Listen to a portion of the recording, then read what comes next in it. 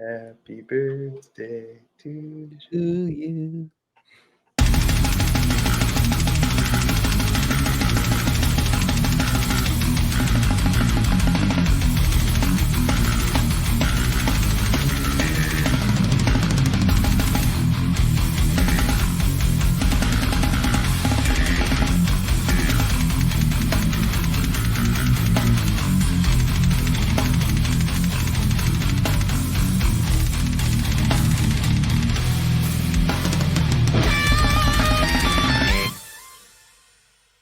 What's going on, everybody? Cali Death Podcast back once again, episode 140. I am your host, Anthony Trapani, and as always, I got mad resident homies with me right now. This is the Joel Horner birthday party crazy extravaganza episode. It's so cool. Casey, was yours actually on an episode too? Yeah, so in order for it to be a birthday, it has to be on the day that your birthday falls on the Thursday. So yes, I'm the only one who's had a birthday episode before. And when I look back at it, I was probably blacked out by the second half. Yeah, you were. I was just like, yeah, dude. Like, we got in some obscure argument at the end of the night. We were both like blacked out and just like, remember just like some negativity at the end, but we were just like, what were we even talking about? We were just like blacked out completely. Yeah, like arguing about plants or something. Yeah. I'm joined by the birthday man himself, Joel Horner. I got Casey Howard with me. I got Carrie Gear with me, and I got a first-time appearance from a man I've wanted on here for a very long time. Super sick to have him. We got Trevor Stewart with us tonight. Speech. I am honored to be here. I've waited many years to be a part of this, so thank you. I know. Let's a little backstory on Trevor. He's had to listen to this fucking shit because he lives literally in the room next to me. We live in the same house together, and he's had to hear me just going like, "Ah, yeah, fucking blah blah," like me, like all like screaming, all drunk the whole time. And like he's like, "Are you fucking texting me?" He's like, "Are you fucking done yet? Let's fucking play a game of pool, bitch." Yeah. Ammo for later in the night. I can just be like, "Yeah, you know that thing you said? That was bullshit." Yeah, dude, he's here to call you on your bullshit, dude. Yeah. No, bullshit. I say bullshit a lot, you know, it's fine. But yeah, dude, we'll see the professor later. He's jamming with Last of Lucy right now, practicing. Nice. So when he's back from his jam, he'll hop on. And there will be. Oh, yeah, go ahead. I just drove straight from San Diego all day today to be at Joel's house. I am here at Joel's house in his kitchen. So 3 of us on the pod right now are at Joel's house. And you have a literal. It's a Lumberdome. Yeah, the Lumberdome. We're at the Lumberdome. Yeah, look at the wood. What's up, dude? Art in the Lumberdome, dude. I'm really excited about this weekend too, guys. I get to see all you guys in person. I'm really excited. We're gonna have a blast. But yeah, dude, tonight's gonna be just a bro down. You know, we got a bunch of special guests that have agreed to pop on. Whether or not they're actually going to, we will see soon. But we don't know how long this thing's gonna go. We're just gonna let it go, though. We got to plug some stuff in the beginning, as always. We're live on Twitch, by the way. Come check us out on Twitch every Thursday night. BattleforgeCoffee.com, the homies in Deeds of Flesh. That's where we get our coffee. That's where we get our swag. I got a sick t-shirt, and it's a super comfortable t-shirt, dude. Like, I'm not joking. It's not your bullshit Gildan fucking death metal merch that we all buy. It's soft and nice feeling material. I'm stoked on that shirt. For real. I'm probably gonna wear it this weekend. People need to fucking put more like they need to look more into their really shirts. Is like a very important thing for me now is like how the clothes actually feel on me. Yeah, because I'll get shirts that look amazing, and I'm like, fuck yeah, that's exactly what I want. And then I put it on, it's like, sick, dude, my belly button's out.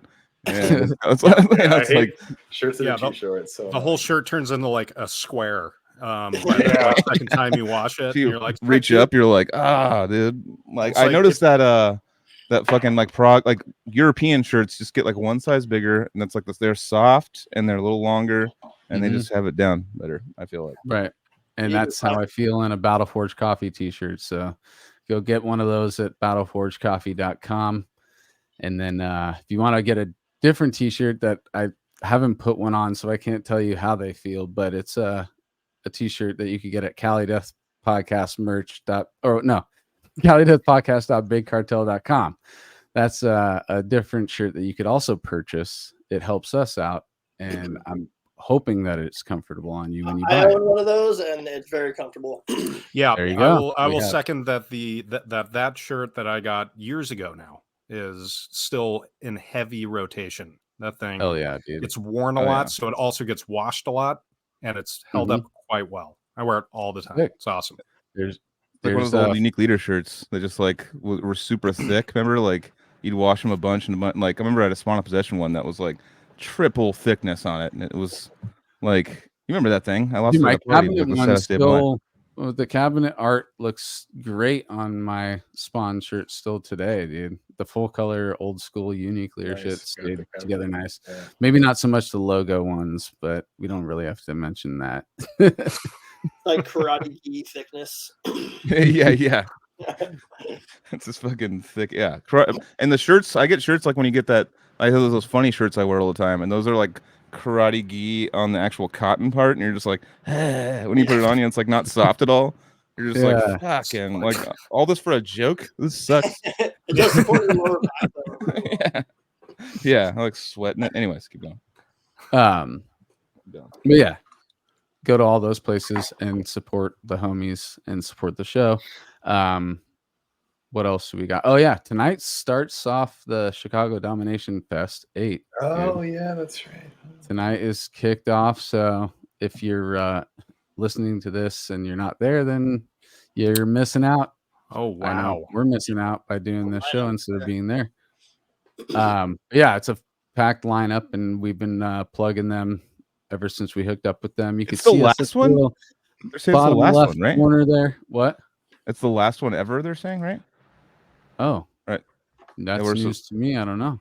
Someone, I mean, I've seen people post on it recently. They're like, "Fuck yeah, I gotta keep the chat." Maybe will tell me, but like, supposedly, like, yeah, it's like the last. They're just doing one more or something. But it's probably gonna be so successful that I have to do another one. So yeah, right.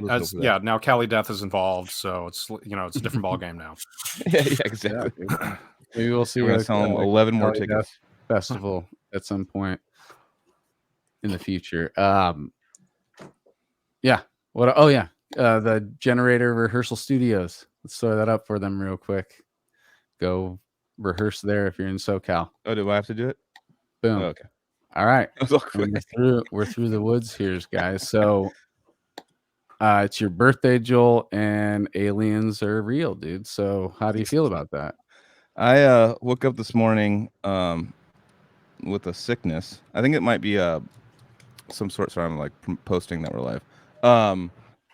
This morning, just like, fucking, are you serious? Like on my birthday, I have like engagement party, all this crazy shit happening, and like I have people, like my dad's flying in today, my mom's flying in today, Casey just got here, like I have all these people coming, and I just fucking was like, sick, dude. I think I might actually be sick, but I think it's like allergy, and I'm trying to have a couple of drinks to get my way through it. But yeah, it's kind of probably one of the, feels like I'm 40, but I'm 39. You know what I'm saying? So I'm like, he's a 40-year-old. Hey, slow down. I'm just kidding. Okay. Trevor and I are like, I didn't say 41, Trevor. Let me tell you. No, but I'm in a weird state. I'm trying to have a couple drinks and feel good, but I couldn't miss it because fuck. Imagine like me missing the like pod with the fucking I'm not. I've had one surge, but I've been drinking like orange juice with alcohol in it because like that's like healthy, like vitamin C and shit. But like that's just science, dude. The vitamin C and the alcohol. Totally. Yeah, it doesn't counteract. It's like it's still get the vitamins. Actually, the alcohol opens up the vitamin C to go in like stronger. Yeah, no, it activates. Actually helps your vitamin intake. I think you're actually able to absorb more of your vitamins when you take them with alcohol. At least I thought Mike Gilbert. Mike Gilbert's in the background. I thought he had 2 fireworks and a bottle of whiskey. Yes, fireworks. Coming in with gifts for you that we're going to virtually enjoy. We got Joel. Happy birthday! Thank you, buddy. Honor. We got you Basil Hayden. Basil. Oh, Hayden. Fuck yeah! Awesome. We're gonna enjoy drinking it. Thank you. Hell yeah! I'm gonna have some whiskey for you, bro. Snap into a couple Slim Jims. Oh shit! But yeah, we got Mike Gilbert on the show as well, dude. I'm actually at his. Oh, we got some edibles as well. Oh my God! Are you doing edibles and whiskey now? What? This is a party, dude. Jesus. This is how. This is. Cheers it though. Man, you guys are getting wild. You got cheers it. Dude, cheers. That's some Gilbert hospitality right there, bro. Oh yeah. Bacon coming. Bacon and eggs. Bacon cooking up in the kitchen. Oh, dude. I was blown away by the hospitality, Mike, the other day. I was so rad being on the pod, just getting handed like turkey bacon. And they're just like, oh, thank you. Dude. And it was so fun staying. Thanks again, man. Your house is immaculate and very clean and wonderful to be at. And it was awesome. That was very Thanks, dude. I'm glad you. Yeah, the guitars on your wall are worth more than your fucking house, probably. Time. Well, cheers to Joel. Cheers. Cheers to Joel. This is alcohol. This is alcohol. Happy birthday. Banana Town. Banana Town. We're all drinking alcohol, aren't we? Nobody. So I did bring up the aliens because I did want to talk about it for a second, dude. Have you guys heard about this yet? So the dude that spoke in front of Congress, is this what you're talking about? Yeah. And they were like, "What can you tell us?" And he's like, "Kind of nothing." And then like, yeah. Well, I mean, he did. I think trust me, bro. In his wording, I did think that he kind of confirmed some stuff. I mean, they did say they have some vehicles and possibly. Well, he said they had fucking pilots. He was like, yeah, there are biological. I was like, what the fuck? Like, non-human. And then they were like, can you elaborate? And he's like, no. Yeah, so I'm not sure. I mean, this is how much they told me I can tell you, I guess, before I get. Did it come from that Las Vegas video where the thing crashed and there was like big tall beings or something? And then remember that? Did you see that video? Yeah, it was like some kid or something, right? No, there was like this a bunch of people saw this thing come down, and then someone just randomly called 911. It's like these like 8-foot like things are in the like walking around my backyard right now, and just cops and everyone came over and they're like, "What the fuck?" And then the cop was even like, you know, I wouldn't really be entertaining this if my partner didn't say he witnessed it as well. So actually, I want to know what's up. You know? Yeah. He trusts his partner. Freaked out. So he's like, I actually got to go around and get some information, dude.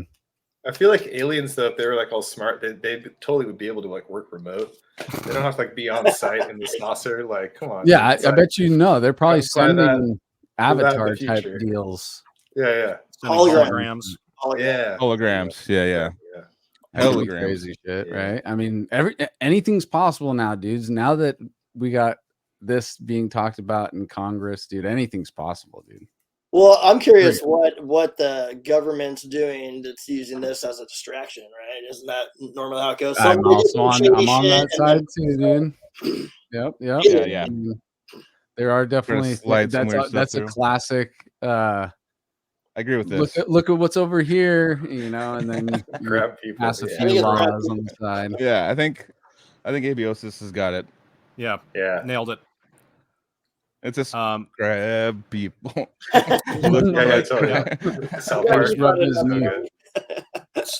Subterranean crab people aliens. You know what I mean? They're not actually They're from the hollow earth. We all know that they've been covering this up for years. Yeah. And they all get through Antarctica, right? Sorry, I fucked something up with your mic.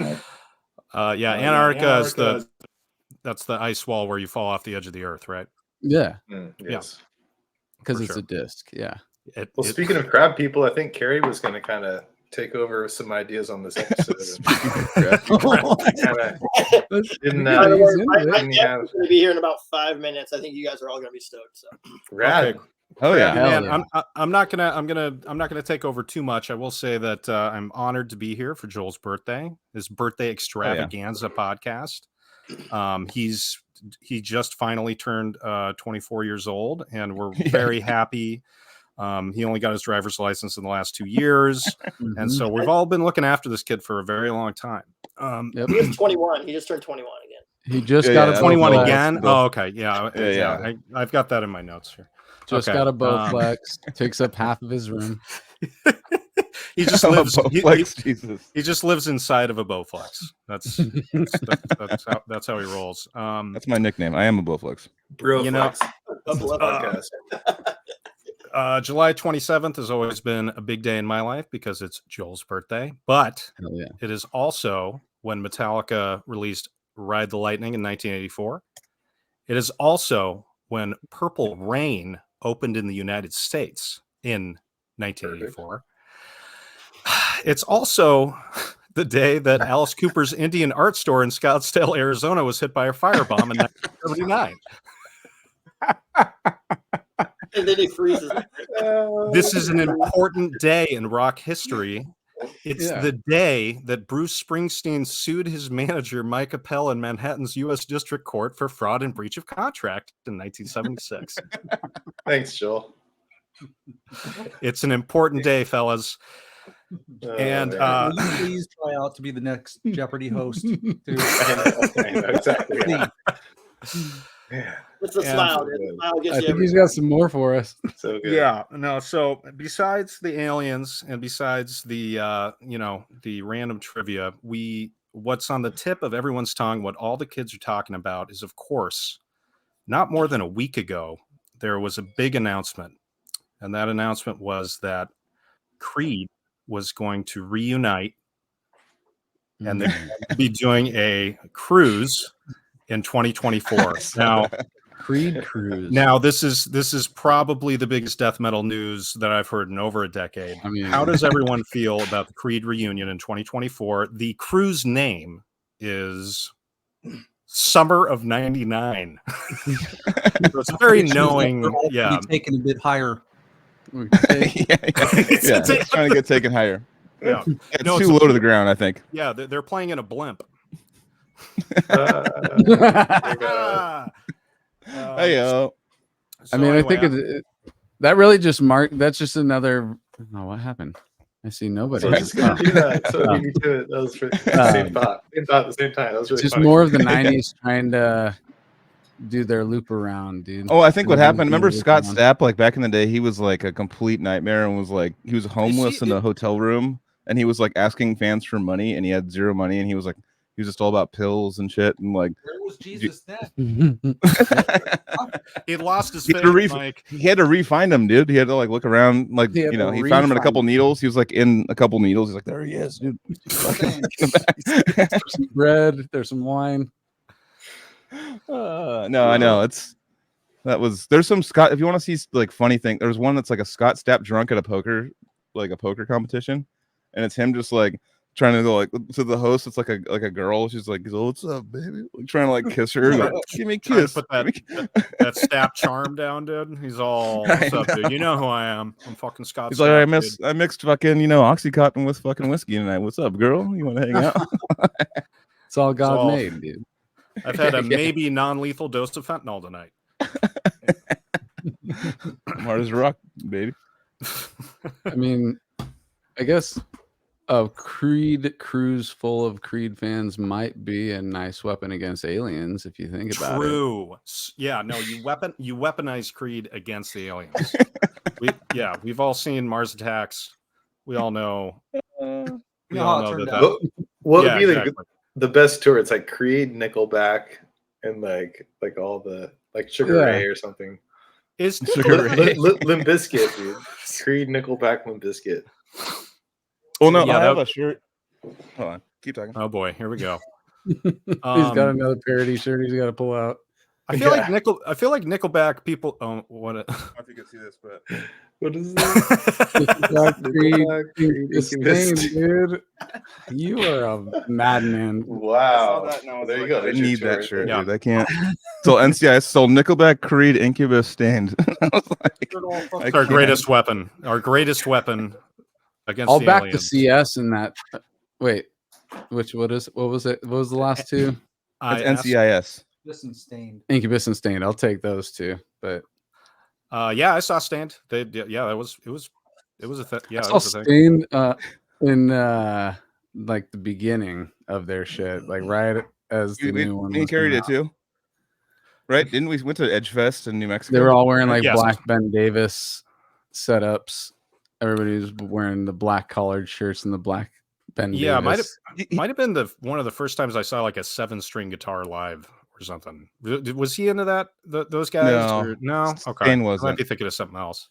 I remember there's a Incubus is the most talented out of all those bands. Yeah, Incubus is like a jazz rock band that like wanted to make money. Well, those first records are like fucking super Patton worship, Faith No More Bungle and play. Dude. What's up, dude? What's up, dude? Another special guest just popped in right now. We got Matt way. He's upstairs. Decrepit Birth. Did you buy Casey without him even seeing you? I didn't even know. No, you went at the back door. Nowhere. I'll have to come. I'll come cheers in a minute. Yes, dude. That's what's up.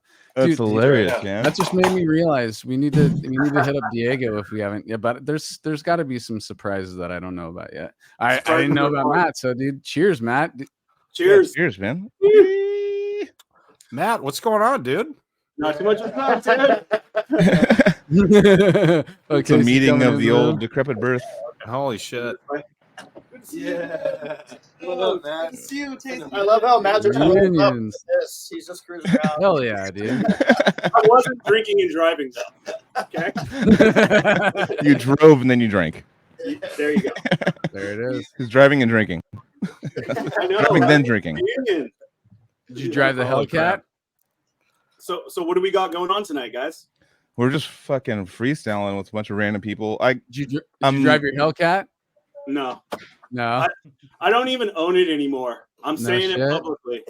No, it got sold. All right. Just say that. That was an expensive purchase. When I saw you get that, I was like, Jesus, it's a baller purchase. But I was like, that's an expensive car, man. And 700 horsepower. It was fun for 4 years. That's it. Yeah. I got one in the car. Dude drives it really hard. It had a right rear broken spring, dude. Like, who breaks the fucking spring? Shit. It's like very hard to break a spring. You gotta fucking drive that thing. Kind of leaf springs or whatever. What spring is it? Coil spring. Like what the car's sitting on. It's like you got your spring is that and a your shock. Well, there's a strut is the shock and the spring made into one unit. Yeah. The more you know. Yeah. So it's separated in the Hellcat, and he broke that spring, dude. I'm like, you must have been doing donuts and fucking hit something. Oh, I'm sure. He's probably listening to Decrepit Birth for sure. Yeah, no, for sure. I remember I had a BMW and there was my struts and my shocks were kind of worn, and they're like, so dude, it's gonna cost more than your car's worth to fix this. So and I was like, what? It was like, it's all maintenance is more than your car's worth for this car. So and I was like, I'm getting a Civic or something. I just can't do the thing anymore. I'm over it. I can't do all the I loved having was it your BMW? Yeah. How's that V6 sport BMW that was it was 2004 or something, and I got it in 2009 or 10. But I was it was kind of it was a quarter life crisis, I just got it because I was no slouch. Now you were balling. No. Well, now I have a Accord now, the sports Accord, right? And that thing, it's got sports mode, and I'll just be I just want the opportunity to be there's a situation on the road I don't like. I want to get away from it, immediately, and just put it in sports mode and just be gone, and just be fucking completely gone. What, Mike? What are you driving, Mike? Me? Yes. I have a Tesla Model 3 Performance. Oh, of course you do. So I've done some work on that shit, and there's some back roads by my shop that nobody really drives on. So he's got the what is it called? The Berserk? Is it Berserk mode? What did they call it? Oh, you don't. Where you it's go ludicrous. There you go. So you don't have the ludicrous. I have the performance model, which is the fastest Model 3. The Model S has ludicrous and cheetah and all this shit. Dude, it does whatever he fucking has, dude. He was just it will bring it to a stop. If you're on a freeway, it ain't gonna do shit against the Hellcat. That's all I know. Yeah. But acceleration. I'm sure it's gonna be fucking super bikes and shit. It's crazy. It throws you back, dude. I was I actually had a first attempt, and then I was whoa, I didn't realize that was gonna happen, and then I was all right, now I know. And then I went full force, dude, and I was whoa, that's crazy that a battery could be doing this right now. That's crazy. Do they have gears or something? Do they not have gears, or how do they work? One gear. One gear. One gear. One gear. Just like us. We got one gear. What's trip is that you probably never you barely will have to fix compared to normal cars, because it naturally slows down once you let off the gas. Oh, we got Anthony on cars. Sorry. What? No, but I'm just saying, like, you notice when you're driving a Tesla that once you let off the gas, immediately the car starts to slow down. Like it already, like it's in first gear or something. It's not using the brakes. It's not using the brakes. It's so you're saving your brake life. Oh, that's pretty smart. Yeah. That's also kind of like it's something that you have to get used to, but once you get used to it, you're like, oh yeah, this makes total sense. Are the wheels circles or are they the kind of like the two? No, they're fucking squares, bro. No, I've seen the ones that are like squares. They're like triangles. Bananas, actually. You mean the steering wheel? Yeah, they're made of. Give me a little jab. Tell me we fucking Google it and have to download the picture and then to show you guys. What I'm talking about? The steering wheel? Yeah, the steering wheel. Okay, you said the Isn't wheels. it like it was fucking Canada. Oh, that's the wheels. Oh, yeah. Forgot to add in steering. I know, yeah. All the like wheels are square triangles. wheels, right? They have square wheels. So I heard, Mike, maybe you can correct me. Someone was telling me today that Tesla does not accept, they don't return their own. You can't like trade in a Tesla to Tesla. That's what I heard. I don't know if that's true or not. Oh, wow. You can sell it to them, but it's not. You have to sell it back to them? Yeah. Okay. Okay, so they do take what they do is like if you have the autopilot, you paid extra for that shit. You sell it to them, they're not going to give you any money for it because they're just going to disable it. So the people that buy the car have to pay for that again too. That's such a trippy model of a car. I mean, an idea for a car. It's like, all right, it can do a bunch of shit, but you got to like fucking pay for the computer to do it for you, kind of thing. Right? Unlock it for you. The computer comes with the car. It's all in there. It's just a software switch to turn it on. That you pay like $12,000 for. So when you wake up in the morning, do you see it updating sometimes? The computer. Usually it'll like when I pull in to get home and I shut it down, it'll say there's an update ready, or when I get in the car in the morning, it'll say. But I don't have it on like auto update. You have to actually because it takes like half an hour to update the car. So you've just and your phone connects to it, right? Yeah, your phone's completely connected to it. Yeah, your phone is your key. It's fucking amazing. That's so crazy. Like, yeah. What was I gonna say? I don't even know. Yeah, it's a fucking driving computer, dude. It's basically pretty soon they're gonna upload AIs into these things, dude, and we're gonna have the fucking Knight Rider car, dude. Where you literally sick. Fucking that would be sick. That would be a kit, dude. I literally cannot. I hope that I'm alive for the time where it's so set up to where you could just be like, take me to fucking this place, and then like you're just chilling. You know, it already does it. It already does. Yeah, that. but like everybody, no matter where I want to go, just like fucking let's take the kids to Disneyland and then go back to sleep. It does it. Oh, and I would like to like put sleep, like it's so trusted to where we can like sleep. There's that viral video of that guy just like on his way to work in the morning and just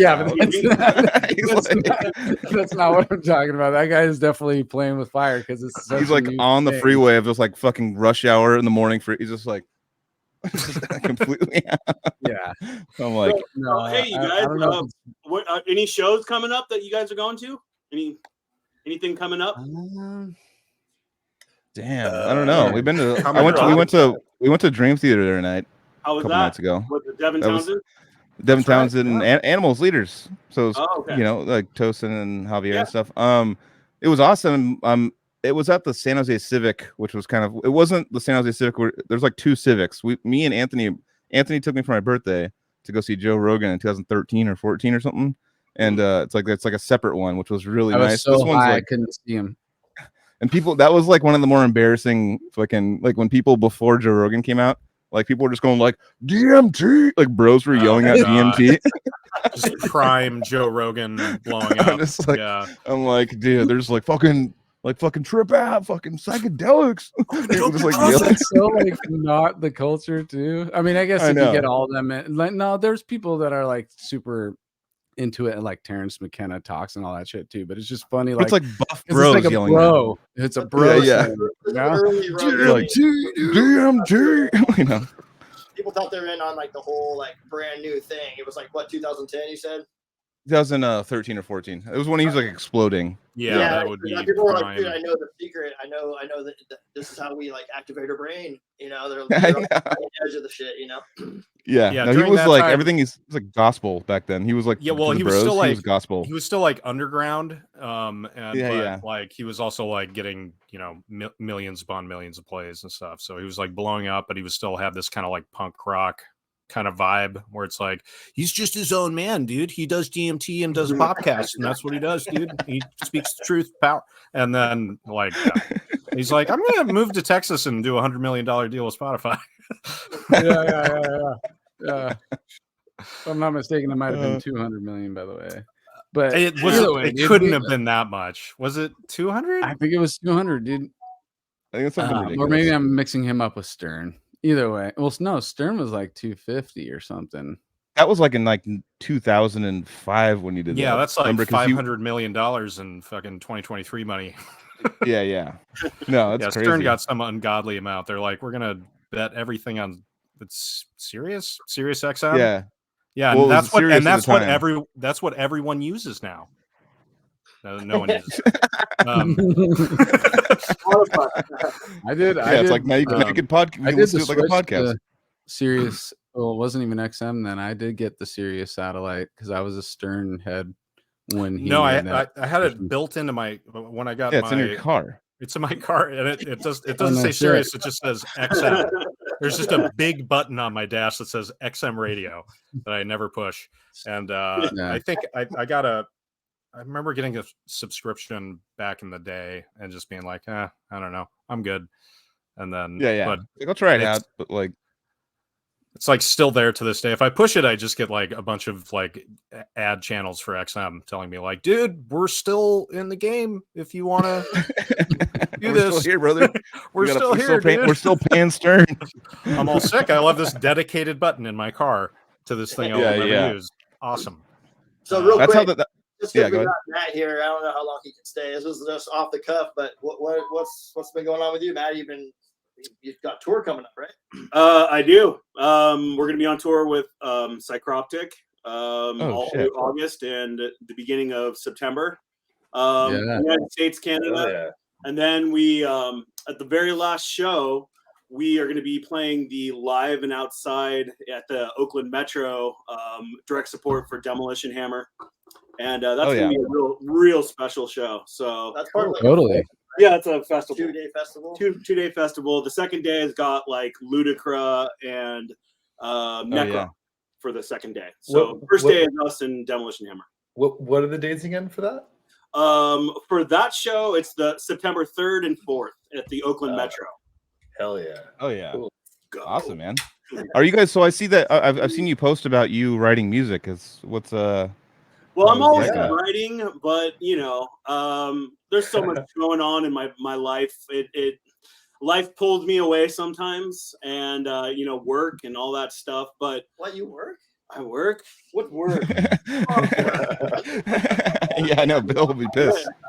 Yeah, Bill will be super I'm a normal disappointed. Person. I got to work just like everybody else, and that shit gets in the way sometimes, so it makes things slow. But we have songs ready to go, and we were supposed to put out a single before this tour. It didn't line up, so it should happen when we get back from tour. We'll put out a single or maybe even 2 singles.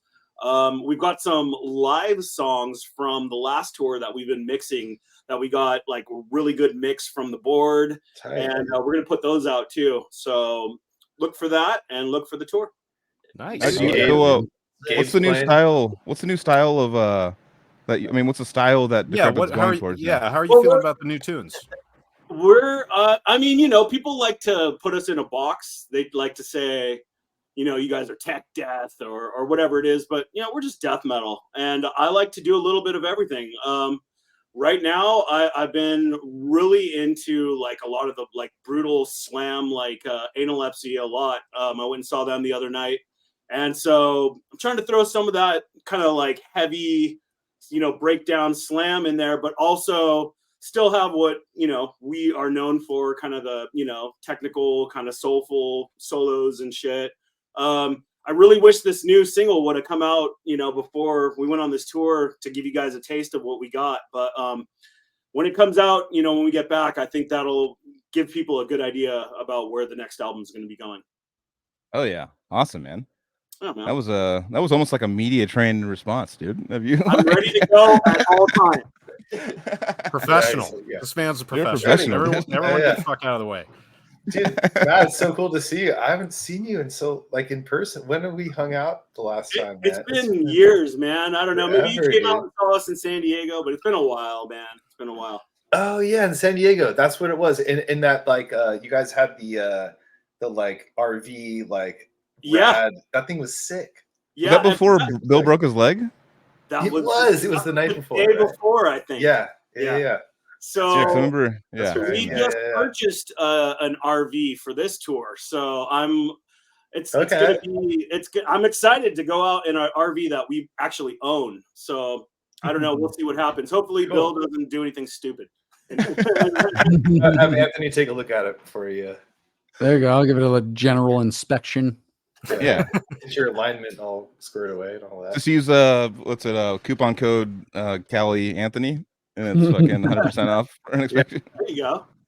I'm pretty sure Anthony checked out our bus in 2004. Oh yeah, the one that exploded. The one that burned down. Yeah, where were you then? Is that Anthony's fault? Hey, okay.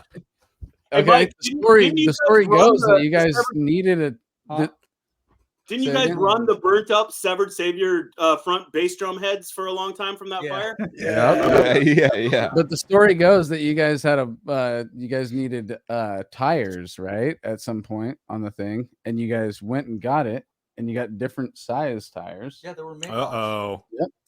And they were changing the blame. You had two different size tires on one side. They were smaller, which would make the differential heat up. Plus, you had the oil dripping from the engine because the engine's in the back on those things, and it was just a recipe for disaster. I think it was more to do with the fact that we had a 5-gallon tank of gasoline strapped to the roof of the bus.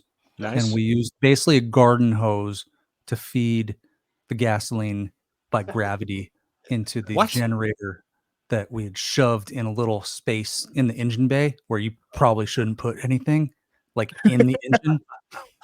This was to generate electricity for inside the bus. Just so they could have AC. Right? No, there was no AC. Not AC. It was so we could have a TV and fucking PlayStation. Yeah. So it had more to do with the gasoline that we had put all over the pesky engine. Gasoline, yeah. We had put all over the engine. And I know whoever's listened to the show many times, they've already heard the story, but the thing didn't even have a fourth gear, right? No highway gear. No highway gear. It's a round town bus. So the RPMs are ripping. And they went on a fucking United States Cannibal Corpse tour. In Canada. Yeah, it was one of those. It was a bus that takes you to your car at the airport, right? It's one of those buses that it's a shuttle bus that we spent weeks converting into something that they could be like somewhat comfortable in, and then it just catches fire and gets left in Texas. I'm confused. I'm confused. Hey, Jared, how's it going, dude?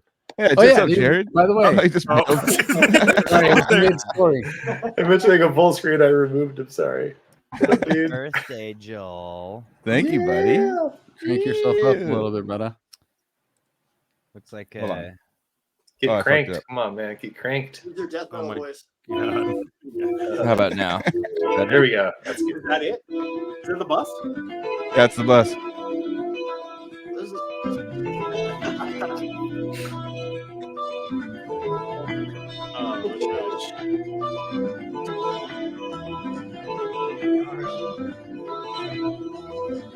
It'd be funny if all touring bands have to watch this video before they embark on the tour. They're like an ocean video. It's like, all right, so I love how it's just Mike just shredding in the background. It's just like fucking. It's like his life going up in flames. Mike, let's give a proper introduction to the man that just popped on with us. Another special guest tonight. We got Jared Christensen from Archaic fame. You guys know him. You love him. We love him. And I'm glad to have him on right now. What's up, guys? I love you, Jared. You guys were sick at the Blue Lagoon. Oh, they're always sick wherever they fucking play, dude. That was the last time I saw them. Hell yeah. That was like a couple months ago. Yeah. Okay. That's one thing that I've always known about Archaic is that no matter what, they're gonna fucking bring you a show, dude. They really bring it every single time I've seen them, dude. And I was so happy to have you guys on tour with us on that Servile tour because it made us like stay on our toes, dude. We had to play right after them every night, you know. Yeah, we had to follow that shit every night. Yeah. Yeah, Archaic's a force of nature, dude. Yeah. Yeah, dude.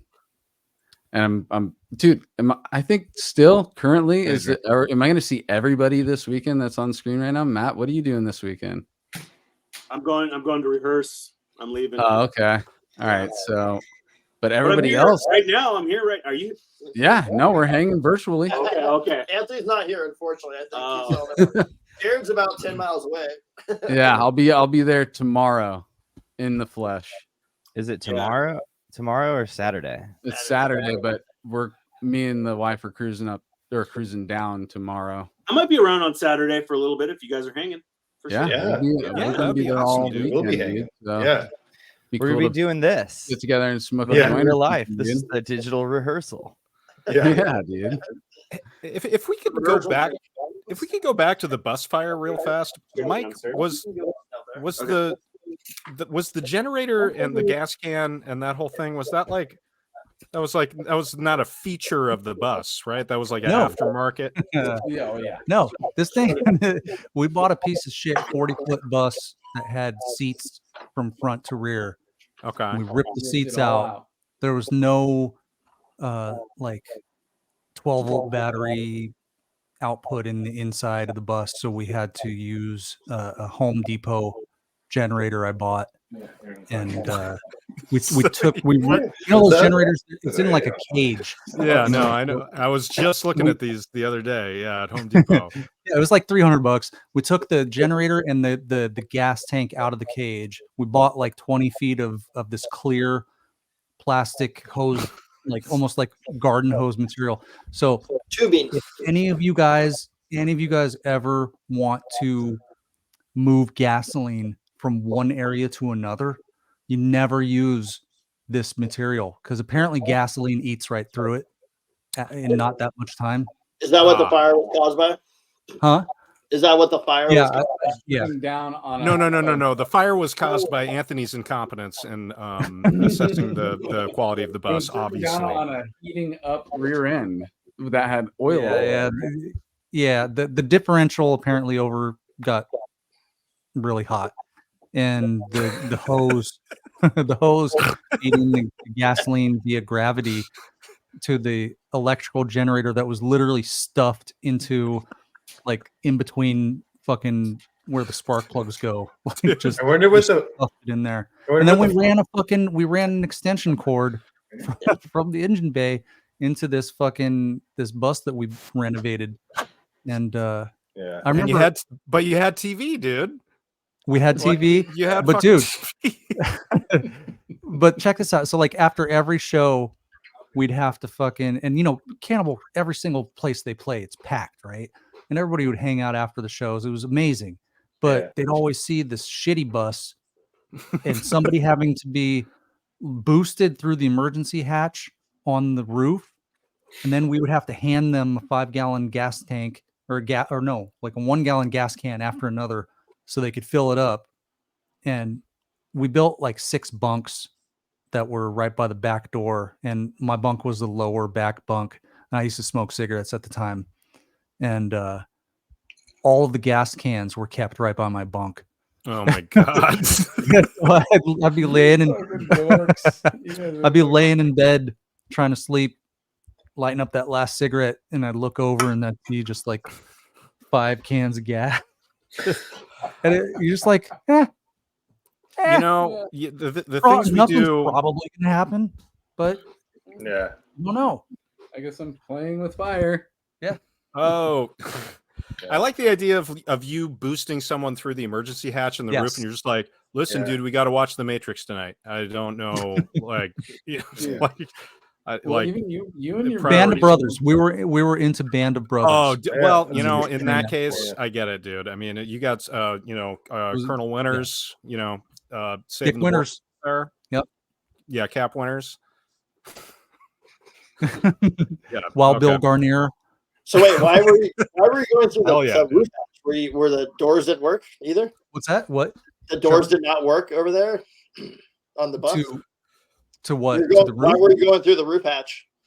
Oh, because there's no door to go to the roof. Okay. Oh, that's where it was. There was an emergency hatch that was like a 2-foot square. That's just like a panel that you pop open. And there's one in the front and one in the rear of the bus. And we would pop open the rear one and like boost somebody up. You know, it took like 3 of us to push somebody up onto the roof. Okay. Yeah. Gotcha. Yeah. I mean, I pictured you descending into the roof. Oh, no. Things to have entertainment on. I was just thinking, I wonder what the firefighters were thinking. They're like putting it out, and they're just like, "Oh, what is this setup like?" they're all.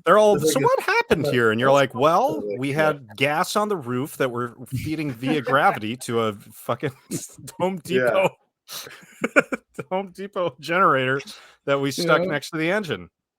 Obviously, I'm sure that's not the weirdest shit. There's got to be some crazy setups, dude. Honestly, I mean, it shows ingenuity and a creativity that I can absolutely get right. Oh, totally, yeah. And ignorance to the laws of physics and science. No, you were using gravity. Gravity was in there. That's true. You got that part covered with the gas getting fed down there. My favorite part of that day when the bus burned down was that, we were all. Who was it? Me on the bottom, middle was Dusty, and the upper bunk was Sean, our guitarist at the time. And I just remember us pulling over, but it was like 8 a.m. And then Murray's like banging on the side of the door, yelling that the bus is on fire. And we all just kind of like, it was like the Three Stooges just fucking fell on top of each other, getting out of our bunks. And, okay. All right. That makes sense. And I remember just having enough time to like grab my shoes, and the cabin was full of smoke and shit. And I jumped out of this bus, and it was super fucking hot outside, like 10 a.m. in Texas. But somehow I landed in the thickest clay mud, and my legs were up to my knees, actually over my knees in this mud. And when I pulled my feet out, my legs out, there was no shoes left. I was about to say, the shoes came off. They're gone. Shoes were gone. So I, from Katy, Texas to back to California, no shoes. That was amazing. Oh my God! So you jumped. Take that away from me. What? I said you performed like me for the rest of that thing. No, shoes, you have flip flops. I go barefoot sometimes though too. Okay. Well, I like the idea of you jump out of a burning bus just into quicksand. You know what I mean? Like there's just that sucks. No of all places you could land. Well, I think you might want to land in that, other than like some hard shit that you might break a ankle or a leg on. Anything's better than a burning bus. I mean, at that point, I'm glad fucking nobody got hurt though. Jesus, that's a little smoke inhalation. That's about it. Yeah, that part. Got, like fucking heat exhaustion because it was like super hot. Yeah, I would imagine. Jesus. So all right, Jared, what have you been up to? I was just about to lean it on Jared because I wanted to get into him a little bit, dude. Let's hear some archaic news. What's going on in the archaic camp? Nothing. Sweet, dude. All right, next. Yes, dude. I love the honesty. That's what's up, bro. That's all good because I mean that happens, dude. You had a pretty successful tour with First Fragment, right? How'd that go? Yeah, that was awesome. It was those guys' first time touring the US, so they had like people coming out like that have been listening to them for like 10 years and stuff, and like, oh man, I've been waiting like 10 years to see you guys. And they're sick. They're like really fun to watch. I was blown away at that show at the Blue. I just was like 2 feet from Forrest, and my jaw was on the floor the whole time. Yeah, it's just absolute shredding chaos, like the whole time for 40 minutes. Yeah. Yeah, that was cool. Gray Lotus was on that tour too. Have you guys had a chance to check out Gray Lotus? Mm-mm. Good that stuff. was the more techie band, right? Not the pitch me on it. Give me a little pitch. I think they're on the Artisan Era. Yeah. I'm pretty sure they're on, the Artisan Era. So same label as us. I don't know, man. They're just really good. They're kind of all over the place as far as like their songwriting, but like they'll go from like really fast blasting and like death metal stuff into like really catchy stuff with like clean singing. The vocalist is like really talented and good at actually singing as well as like screaming. Hell yeah. Cool. Like you can tell that their concepts and stuff are pretty cool. They had everybody like sit down for like 5 seconds during their set and meditate on stage. Nice, dude. And then they're like, all right, get back up. We're playing death metal again. That's like Cynic making Cynic. It wasn't during the last one necessarily, but the last time I'd seen them previously before this run, he was having the whole crowd do yoga, and it actually was pretty rad to like look around and be like, oh yeah, everybody's doing it. I'm like, this is kind of cool. It's kind of giving it this energy, Crowd participation is cool, especially when you're like rowing imaginary boats and fucking.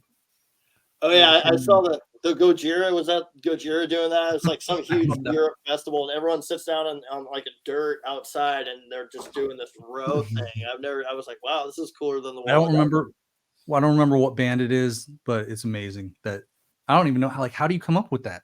Like, how does that even start? Is it two dudes who are like, yo, we should fucking row in the middle of the pit, and then a few other dudes sat down and fucking start rowing and shit. Yeah, it's amazing. Like the new age wave. Is it a Monomarth that did that? I don't remember. I swear I saw Gojira recently do it, but they might have been copying somebody. I don't know. I think it's cool that exercise is being promoted here. Promoted in there, we got yoga, we got exercise, rowing, we got. Pretty soon it'll be fruit smoothies instead of beers at death metal shows, guys. Wheatgrass shots. Wheatgrass shots, dude. Math tutorials. Yeah. Philosophical group corners. You sit in a corner and everybody talks philosophy. Yeah, the ultimate evolution would just be like, oh, it's just a podcast. It's just a live podcast. Maybe we'll play a couple of tunes. Probably not, though. We're just going to talk about aliens. Yeah. Yeah. Did you guys see what's happened? Speaking of aliens. I brought it up right in the beginning. Jared, you're my man that I want to re-bring it up because it's really exciting, right? I want to know your take on it. So that was actually literally the first subject I said. I said, so Joel, it's your birthday and aliens are real. How do you feel? And he didn't even fucking take the fucking bait on that. So I know we talked about it for a little bit, but I want to hear your take on it, dude. I don't think I have a take yet. Yeah. I don't know. Like, it sounds like I just keep seeing clips. Sounds like there's like, official government people under oath saying like crap. No. Yeah. Craft, we covered some craft, maybe some non-human intelligence, some but body. my ears, when I even hearing you say it, like the word official comes in quotation, under oath comes in quotation. What up, dude? Hey, what's up, fellers? We're just talking aliens right now, bro. Hello. Derek? We got Derek here from Zenith Passage, and what up, dude? Derek Red. Any other adventures? Joining and Joel, the birthday boy, isn't even. I know. The surprise is real. I think he's talking to Matt. He's talking to Matt outside right now. Oh, okay. Tell him to get it. Well, Derek, congrats on the new album, dude. It's fucking awesome. Yeah, dude. Thanks, man. Appreciate that. it's really nice to have out in the world. We worked really fucking hard on that thing, especially Justin. So really just relieved to have it out there, and people seem to be digging it more than maybe we were hoping or expecting. So just props to everybody who's listened, liked it, didn't like it, still gave it a shot. It's all good. We're pretty hyped on it though. Yeah, no, it's really great. And I love the way you guys did the singles, just like so spaced out, because it was like, I don't know, it was like every couple of months there was like a new song, and it was like it was a really neat way of doing the release. I don't know. I feel like it was a really cool way to tease it. Yeah, I'm glad you feel that, because I was a little iffy on if that was a good idea. You know, it's like you got to. By the time it came out, like 5 of the songs I think were available to listen to. Yeah, like, we just like gave the whole thing away. But I guess like that's how shit works now, right? Like, that's the way of the future, dude. And I think it actually works. Enjoy it in any way that they can. So the thing with like the first one, and maybe even a little bit of the second, is they may or may not have originally been planned like for a record. You know, it was just kind of us getting our toes wet as a band and trying it out.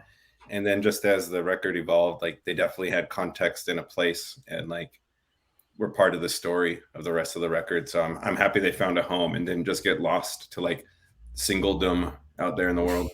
Yeah, it seems very cohesive, like from the cover art to like the mix is amazing too. You can hear the bass, everything. Shout out Dave Otero. That's he's yeah.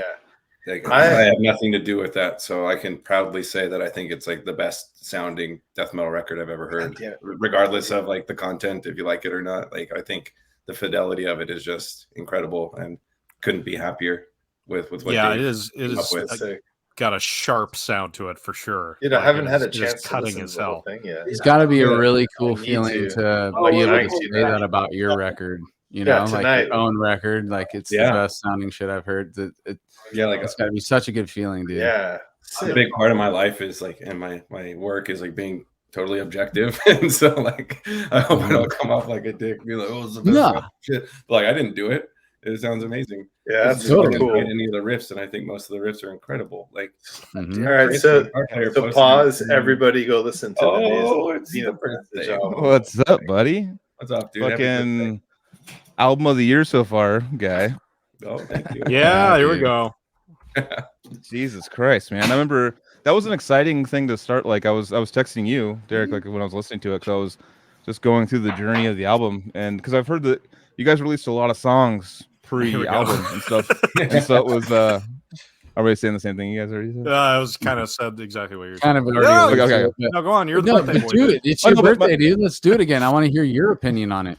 So I mean, just like, you know, it's cool. It's like you're hearing pieces of a puzzle out of place. You know, like, and then you hear it all together. And I remember the first thing when I texted Derek was like track 1 going into track 2. I was like, that was fucking sick. That like the way that like that got it, just how it smoothly went over into the next one, and made me like get the chills. Just the way that was like put together. And like I've heard like the songs by them, or maybe not the first song by itself, but hearing it, the transition into it, I was like, fucking all right. Yeah, that's actually interesting that you say that, because a lot of people seem to enjoy that, and I really do. And like we play it live that way now too, where it's like we open with whatever that first track is called, and then we go straight into the second one. I'm not good at song titles. It was originally not intended to go into that track, and I'm not going to say what one it was supposed to, because now that doesn't matter. But like it was kind of like a mental speed bump for us to be like, it's not going into that one anymore. I really hope this works, and I really hope that, because we were also a little apprehensive to start the record with that song. Okay. Because that one is like, there's some pretty weird shit on there, but like that one is kind of the most othered of the songs, I think, in that it's like kind of just like a more straightforward beater, but like it kind of helps the arc of the story, right? It's just like we kind of start out caveman style and then end up in this crazy prog tech world. So but that was not originally the first track either. So we had to make some decisions in the studio, and there was some band discussion, but we ultimately are all happy with that. But we were afraid if that was like the correct representation of our band if like somebody had never heard of us and they're buying it and they put that in, and if they didn't like that song, like, and they didn't give the next track a shot, would that have been the right flavor to give them first? Right. Definitely. That's I can tell also too that, I mean, correct me if I'm wrong, but there's parts in it where I'm like, that's Derek. Like there's like black metal kind of, because me and you, like, you know, we've been to like Psycho Fest and stuff, and you're like super into the black metal stuff, and there's parts of that album, mainly the not self-titled, what do you call the album? I'm drunk. The main title track. Title track. yeah, the album track. But there, like, I was hearing parts of that, and I was like, that is, correct me if I'm wrong, but I was like, that's Derek's fucking input right there, because I feel like the whole melody of the black metal and stuff, I'm like, I know what you like and stuff, but I could just totally tell. That's got you put your flavor on it. But like Justin is a sneaky black metal guy. Okay. I mean, Chris and Justin are just insane musicians, right? Like gnarly shredders. Totally. No, totally. Oh, hey, what's up, Ricky? Oh, Ricky. Did I leave? Oh, I'm just main screen now. You're by yourself. I was like, did I get disconnected? Whoa. Where was I? But no, like Chris and Justin are black metal dudes, and like there's definitely, you know, we push it vocally in some weird places, and I think that's like a combination of like us trying to wear a little bit of influence, and then also like looking at my performance from maybe like the John Frum record and seeing what kind of voices I'm pushing there, and being like, what if we did something like weirder in this spot, or let's do that thing and then push it even further. So like maybe some of the more like unhinged sounding parts are like because of my ability there, but not necessarily my idea. I wouldn't say most of the vocal stuff is a collaborative idea. That's awesome. So I like the gray metal aspect. I like what Ian was gray metal. Nobody's ever called something that, and I like that term for a blending of black metal. Yeah, it's just kind of like, I'm not a very like sophisticated musician, but you know, like there's like chord choices and note choices and phrasings that hint at a love for black metal, but it's not necessarily purely black metal. It really, so, it's like, hard to on say. The song like Automated Twilight, we've got some very sneaky and maybe not so sneaky black metal in there, but there's all black metal is the conversation. Even like older Zenith shit that I'm not involved with. There's a lot of black metal influence that I can tell, at least. So I'm like one of those guys who grew up on black metal, where I'm like, even I don't want to be that guy, but at the same time, I'm like, oh, dude, second wave, and that's it, dude, from Norway. You know, for a while, I get into that zone where I'm like, anything post 93 in Norway is just like not black metal to me. And actually, those guys, even themselves, kind of branched out, you know, from black metal, because I think we actually already had this conversation, me and you, on the Zenith episode, dude. I'm starting to feel a little deja vu aspect of, and maybe somebody can give us a clip. If somebody can conjure the clip of me and Derek having the same exact conversation, that would be amazing, dude. We could just watch it live and react to it. But all that to say, like, there's like a multitude of really influence and flavors on the record, and it's cool that like people are picking them out or picking up on them or enjoying them or whatever. Like, I really feel like the more feedback I read or hear on the record, that like it's accessible to more people than maybe I anticipated, and that's pretty exciting. Hell yeah, so how is it releasing? I mean, you just released an album, you know, a week ago or something like that. Like nowadays, in comparison to the albums you released in the past, obviously it's more streaming heavy. Like how are things changed? If that makes any sense. Because it, like, you know, are you still doing the vinyls and all the things like that? Or Actually, our vinyl sold out in pre-order, which was a total shock to not only us but to the label. And like the record is actually performing sales wise better than they expected. I don't know what that means. I don't know if they expected us to sell like 300 copies and it sold 400, or, you know, I don't know anything about it. I'll probably learn tomorrow what it actually did, because that'll be the week.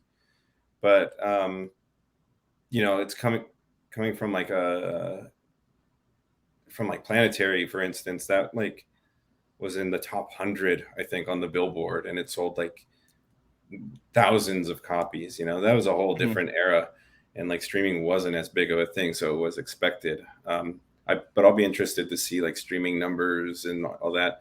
I don't necessarily pay attention to all that stuff. I'm pretty detached from like the business side, to be honest. Yeah. I do too much business at work. I don't really think about business outside. And that's probably part of the. That's probably cool. Like I got a record out on Metal Blade, and like people are buying it, and people are enjoying it. Wow, that's really cool. Like I'm more excited about the fact that it is happening rather than like how it's actually happening. It's just your attachment with the art too. Yeah, you know, that's the main thing. It's like, I guess because when you put it out there, it's just like the numbers are going to be the numbers, but it's just how you are connected with that art before you put it out, and then that's it. Yeah, know? But like I'm a vinyl collector, so I thought it was really cool that our vinyl sold out, and I was happy to have gotten a copy of the variant that sold out.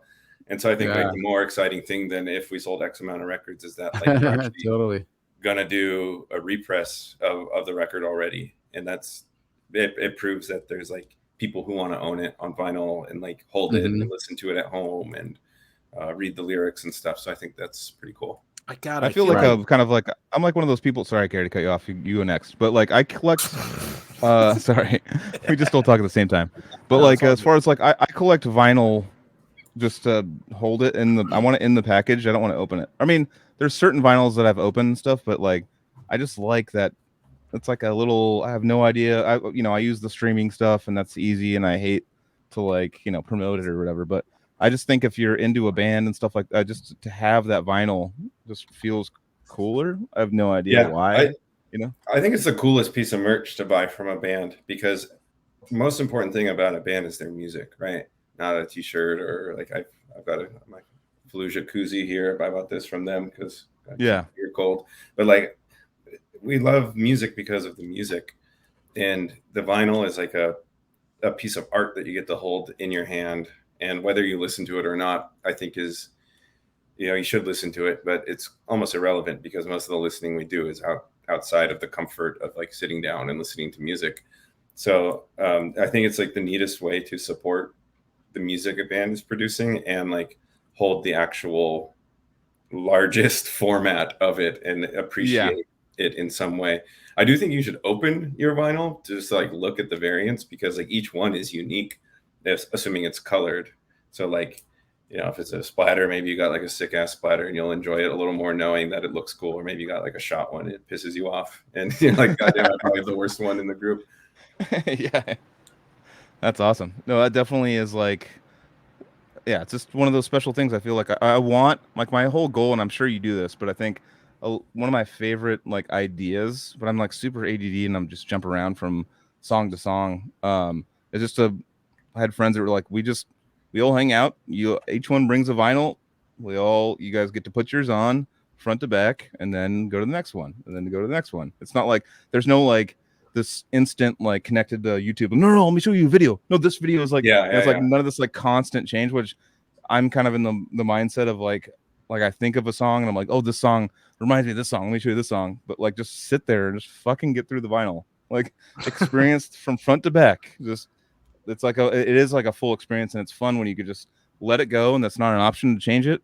We just have to all listen to it, and then like, fuck yeah, that's cool. Here's mine, and do it. Like, I feel like it's a cool party idea, just to like hang out and just sit down and listen front to back. I love that, because I'm like, I don't know if I'm ADD or not. I feel like I am, but I haven't taken the time to really figure it out.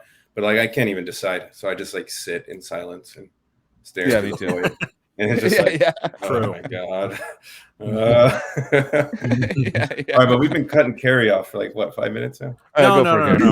I was just gonna piggyback on that point. I was one of these guys that when Spotify launched, I was like the first person to be like, because I never had an iPod or anything, and I was like, I'm all in on Spotify. I'm just gonna pay the thing, and then I'll just get everything, because I know they're just gonna take over. And I hope I can feel good about, the royalties to bands and all that stuff. That's a whole different conversation. But what I found myself doing is collecting vinyl because, if It's like when remember when everyone had a trillion DVDs and we all had to get rid of them? I still do. Yeah, I mean, if you're an adult, you get rid of them. But no, I'm just kidding. I'm definitely still a child, dude. But at a certain point, I told my wife, I was like, the sick ass movies, my Terminator 2s, what have you, I'm gonna get the Blu-ray, and I'm gonna get the really cool like anniversary Blu-ray, and that goes up on the shelf, and that's like part of the house. And I kind of feel the same way about vinyl, and I just wonder, like, I don't know that CDs really have any place anymore. It's kind of weird because it's like everyone's streaming, and then if you really love the album, would you buy a CD? I feel like you just want to buy the vinyl at that point. Yeah, I think CDs are done, right? Yeah, and what I was seeing on our last tour, we were able to sell our record early on our tour with Fallujah and Enterprise Earth the last couple weeks, and what the CD I think now is like the cheapest merch item. And if somebody wants to support your band and like buy something from you, there's a CD that not only like allows them to show you they appreciate your work and your art, but also like support you financially in a small way. And you get, to hold the thing that you're listening to and maybe find a way to listen to it. But realistically, the person buying it is probably being like, I'm going to listen to this on Spotify, and I kind of feel bad about that. I want to at least put the money where my mouth is or where my ears are, and make sure that we're showing the band some love. And we get a lot of people who are like, I don't want anything, but here's like $10 or something. Just like, I want to show some support. It's like a cheap item you can buy with that if you want. And they're like, don't worry about it. But like, I think the CD is becoming like the lowest level of being like, I don't really want a shirt. I'm not going to wear a death metal shirt. You don't have a hat. Okay. Like what's a small item I can get from you? And it's very much appreciated. So this is my pitch to Jared. If we put all the CDs on the blockchain, and then we can have a cryptocurrency. And no, I'm just kidding. But yeah, no, that I only sell music NFTs. Yeah, exactly. Yeah, you want to support us? Yeah. It's like the CD is like an admission of guilt. Like you're saying, like I feel bad for streaming. So. Yeah. I know it's kind of a pity. Right? Yeah, it's a pity buy. Yeah. Dude, I don't know if it's because that we were selling it early and like maybe the CD had a download code in it or something. I know our vinyl has a download code. I don't know if the CD does, but people were like buying the hell out of the CD, and we were shocked. We had to like get more CDs sent to us. And I thought we'd sell like 20 on the road, and it was really cool just to like be able to share that again and make sure that people had a way to take it home with them. And what if there was like go ahead. What if there's like a merch idea where it was like the NFT idea, but it was like people pay actual money, and like there's like this thing where it's like, oh, you can buy this like figure of Derek like singing, like, and he's like little like, or like Joel, like it's like this little guy, like this little, and it's like bobblehead Joel, but it's like real money instead. Well, Casey, it is real money. It's 0.0018 Ethereum. I mean, that's. I don't know. I was just saying, like however many pennies. I was thinking the NFT thing that I thought like because UFC was starting to be like, okay, well, our tickets are going to be NFTs. Like our tickets to our fights are going to be NFTs. And I was like, how the fuck does that work? Like you get like an NFT ticket, and then like you sell like the picture on your ticket or something. I was thinking that was going to be kind of like what we're going to see more in the future. This is about 2 years ago.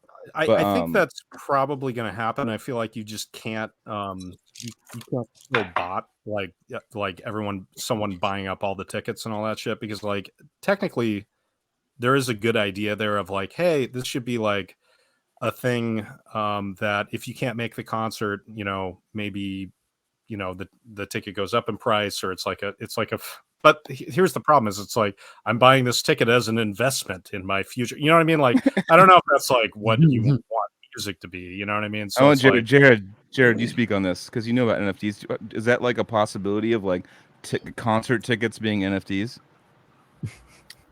Yeah, probably. Like you can pretty much find a utility for it. It sounds like, I honestly don't know a whole lot. Yeah. But I think that it will become more of a thing after we get out of the trough of disillusionment. After All right, let's hear about next Archaic album, Trough. Yeah, that's Disillusionment. next song is. Show it. I feel like the NFT thing is like over, right? I mean, I thought so too. I haven't heard about it in a while. Yeah, same here. Well, it was very much like kind of pump and dumpy. You know what I mean? Like there was a lot of rug pulls. People were trying to make a lot of money off of it, and not really use the utility or the technology for it. But I could see them being like an access key. Like you can think of it as like a key to get access, either online or in person for bands. Like I think it will become a thing at some point in the future because it does have some utility. VIP NFTs. I kind of like that. What do you I think? know, like Nike was doing it when you bought like a pair of Jordans, they would give you like an NFT that with a serial number to be like, you own this pair of Jordans, and it's like a holograph JPEG or whatever the hell. But I think something interesting that I heard a band talk, I can't remember who it was, but it was a long time ago. And they were contemplating the idea of having like USB drive and then putting like that night's show, like the board mix on the USB drive and like quickly like that's cool. making like 50 of them or however many, because you could just overwrite it the next day if you didn't sell it. And like, you went to this concert, like commemorate it with. That's a really good idea. That's actually like, really neat. Like probably no one wants to share that shit. Yeah. I had an idea for, because death metal, obviously, like in different venues, and I'm half deaf, so I have issues hearing and stuff a bunch, but it really gets, a lot of white noisy kind of thing. Like it's not really, as far as the sound quality kind of like varies. And I thought in the future, I remember I was with Jared hanging out at a concert once, and I was like, I came up with a new idea, dude. Like they're going to have like these earplugs, either earplugs or headphones. How like the AirPods can do a transparent mode where they have microphones on it and they can kind of take in the sound and then give you, you can kind of EQ what you hear, but like going to a show and just getting like earplugs that they go and they scan the room with kind of like, as far as the acoustics are concerned, because when you're in a big room with a lot of distortion, it just turns into white noise a little bit, So I was thinking possibly just selling your own like filter or something to sound like you sell like what sounds good that night. Like they'll upload it and then you have to buy it and you put it in your little thing. You can still hear people talk, and then it'll kind of filter out all the white noise, give you kind of like a board mixed with the white noise or with the live mix, and then the band can make money off that without fucking merch cuts. Like there's no like oh my god, how's your dog doing? Jesus Christ. Oh my god, Tails. It's been so long. Tails wanted to say what's up. Damn. How old is Tails now? Or something. Okay. Damn. Looks like whining at the door. What's going on in there, dude? Star Wars or something. He looks like that raccoon from Galaxy of the Guardians of the Galaxy. Yeah, Guardians of the Galaxy. Yeah. That's awesome. I love Tails. That's good to see Tails is doing good. That's a dog you've had for fucking ever. Jesus. I love the name Tails because it's so fitting with the color. Anthony, do you know Tails' his full name? From Sonic and Tails? Dude? Sonic. You know his full name? What's his full name? Miles per hour.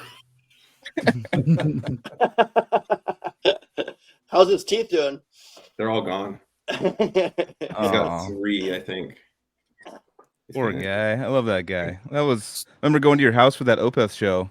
And, and Tails just like would do that like that laying on the back thing and just be like in a trance.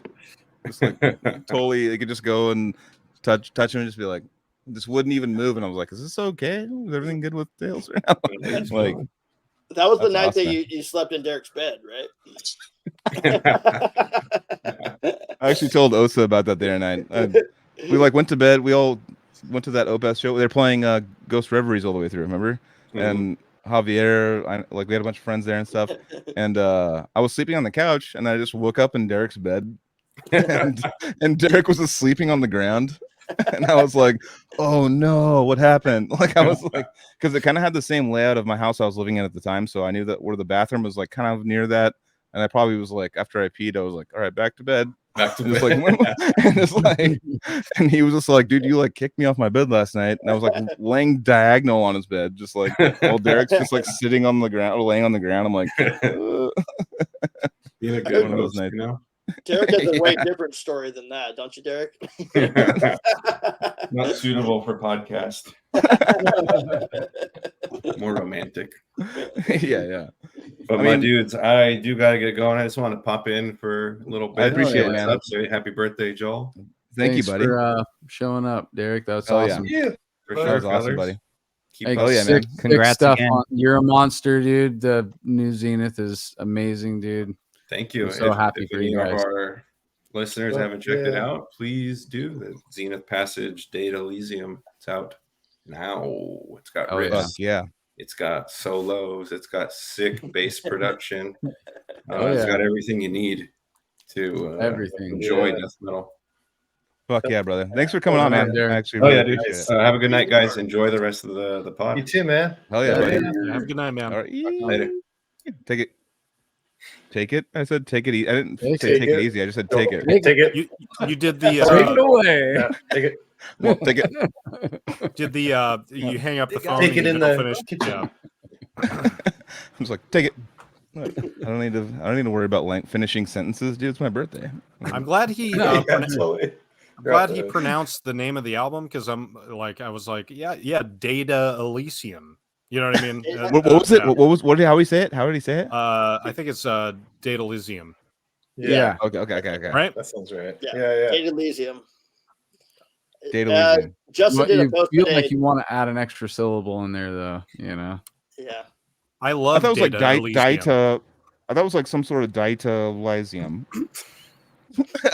I was like an Anthony on it. I just like looked at the Capernaum.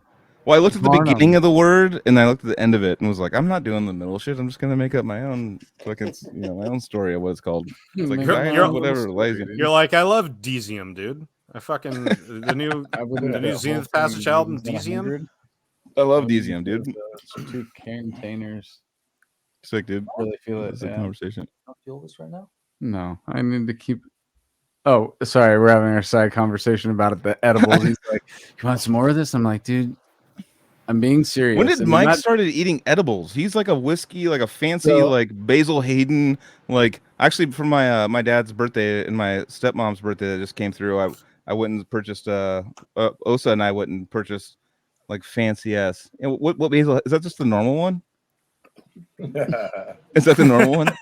Those are the whatever, dude. That's like the Nickelback of fancy whiskeys now. It's the Basil Hayden. I don't know. Is that the 10-year? Wait, are you saying that's the basic bitch fucking fancy? That's a basic whiskey? bitch top tier, right? Isn't Basil Hayden like everywhere now? It's like you gotta get like the 10-year, the 15-year or something. It's actually yeah. After we went to that goddamn bourbon tasting where we got like the $2,000 bottle of gasoline.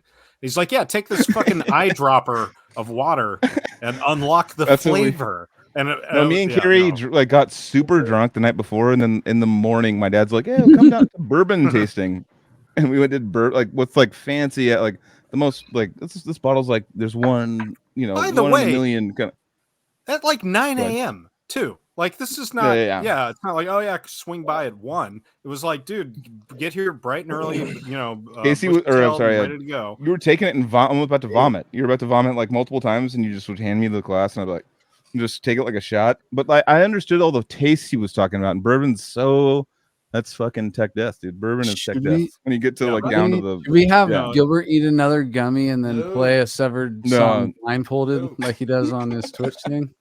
I want to see all that definitely happened tonight, dude. I think that's a good birthday present, dude. For my birthday, I want to see the guitar lineup. I want to see every guitar.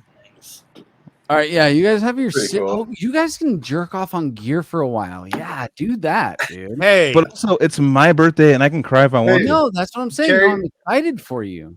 I'm really excited. What's that PRS in the We are not jerking off on gear tonight. Okay. No, you're beating it out on gear. Sorry. Yeah. What's that middle PRS right there? Is that like a this one? That one? This one? Yeah. That thing is a fancy as fucking guitar. Yes. Let me back away from the microphone. Don't Can't get it out. There we go. All right. Jesus. Let's switch or just switch chairs or whatever. I don't know. I'm good. I'll just stand in the back, like yeah. What series is that? What kind of woods are used? Okay. This is I'm gonna nerd down right now. This is a 2018 PRS McCarty 594 wood library. So oh Jesus. So it's like only like it's on sale for $6,000. You just had to snag it. $6,000. I think it was 51. But Okay, that's a good sale. No. That's what they want to sell them for. But if you're buying a guitar for anything less than, like discount wise, anything less than 20% off, yeah, you're doing it wrong. Yeah. You should always be able to get 20% off any guitar from anybody. Sweetwater, any dealer. That's just like that's like the markup. No, it's more than that. They're making money at selling them 20% off retail. They're still making a good penny. Yeah. But you can get 20% off night and day if you negotiate. What's your favorite? I mean, if you have to pick a favorite, I know it's a fucking hard question because I know that the Strandberg has like a really cool feel to it and it's very comfortable. And then you have like the sound of the PRS probably sounds amazing. Do you have like an overall comfortability to like sound favorite? Is it the Aristides probably? Did you just say comfortability sound? Comfortability to sound. Comfortability. I made that up. I'm fine. Yeah, I'm good. Mike, Anthony, let me re-ask the question like this. yeah, thank you. If you had to choose one of those guitars, to play for the rest of your life, which guitar would it be? That's a way better question. Jesus. Sounds like that's kind of what you're going for, Joel. So that's a desert island guitar. So it would have to be an acoustic. What? Desert How Island. do you mean acoustic? No, just make it electric and then Desert Island with an amp. Separate acoustic and electric. Tony, I want to hear his electric. Plug it in, dude. I want to know his desert. That you fucking used on the fucking bus. No, okay, I'll read the question. Desert Island with a little amp, that doesn't ever go dead. Use solar panels. Like it was rolling. Use solar panel, like a fucking sick solar panel amp. Yeah. Solar amp. Dude, they've all got their own thing. Oh God. Listen to me. Listen to me. I can't sit anywhere. They're all oh my God. Anthony. They've all got very specific beneficial qualities to them that it's hard to okay, let me just you guys decide. So then the guy just shoots you in the head. The guy shoots because you're like, you gave an, oh, they're all great. And he just shoots you now because you didn't pick one. You have to pick one. Listen. Gun to head. Gun to head. The Aristides is amazing.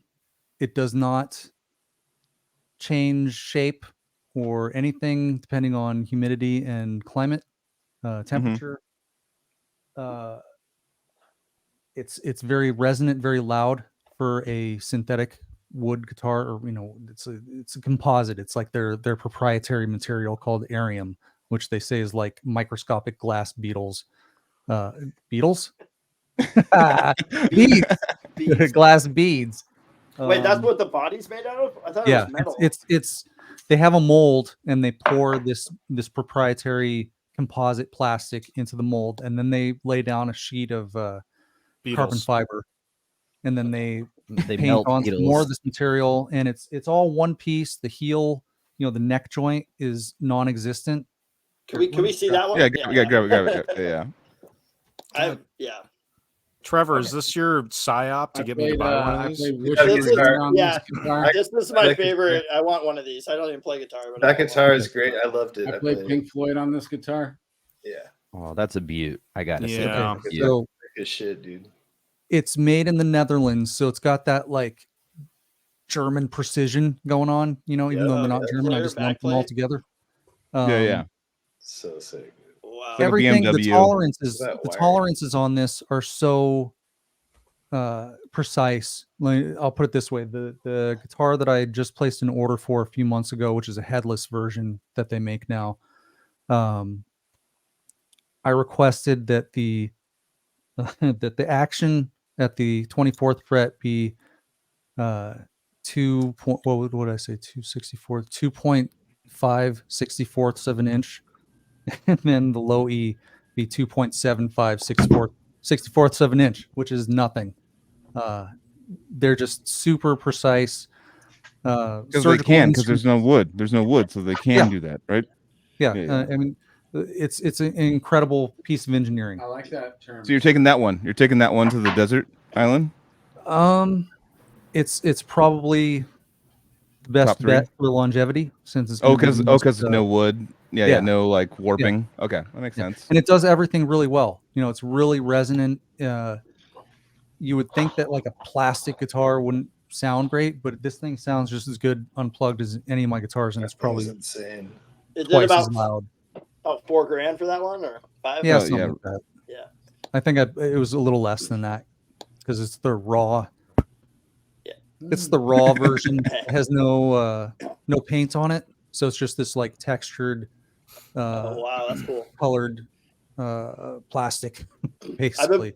I've been playing Zahn basses for the last 10 years or so, and they have a graphite neck, so I can definitely relate to it. I once I touch the neck, it's not about sound for me; it's more about just playability. Yep. And just the feeling of that versus wood. I don't know what it is, but I could do things I could never do before. So I'm sold. I love it. Oh yeah. Yeah. That feel, the neck feel, is such a huge thing for me. I cannot stand like a normal guitar with a glossy paint neck. It just drives me crazy. It's too sticky. Yeah, it gets caught. So either got to be like a satin finish, or the PRSs are cool because they have rosewood necks, and that's like a naturally oily kind of wood. So it's super smooth feeling. It just feels like butter. But like the Aristides, it's just this like sandpaper finish raw that's not going to wear down and shine up like normal gloss material does.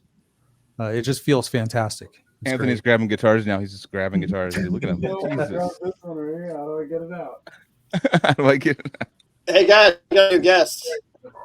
These things are fucking cool to hold, dude. Alex. We got fucking Alex. Sorry. Sounds. Alex is here. Joe. What up? What's up, buddy?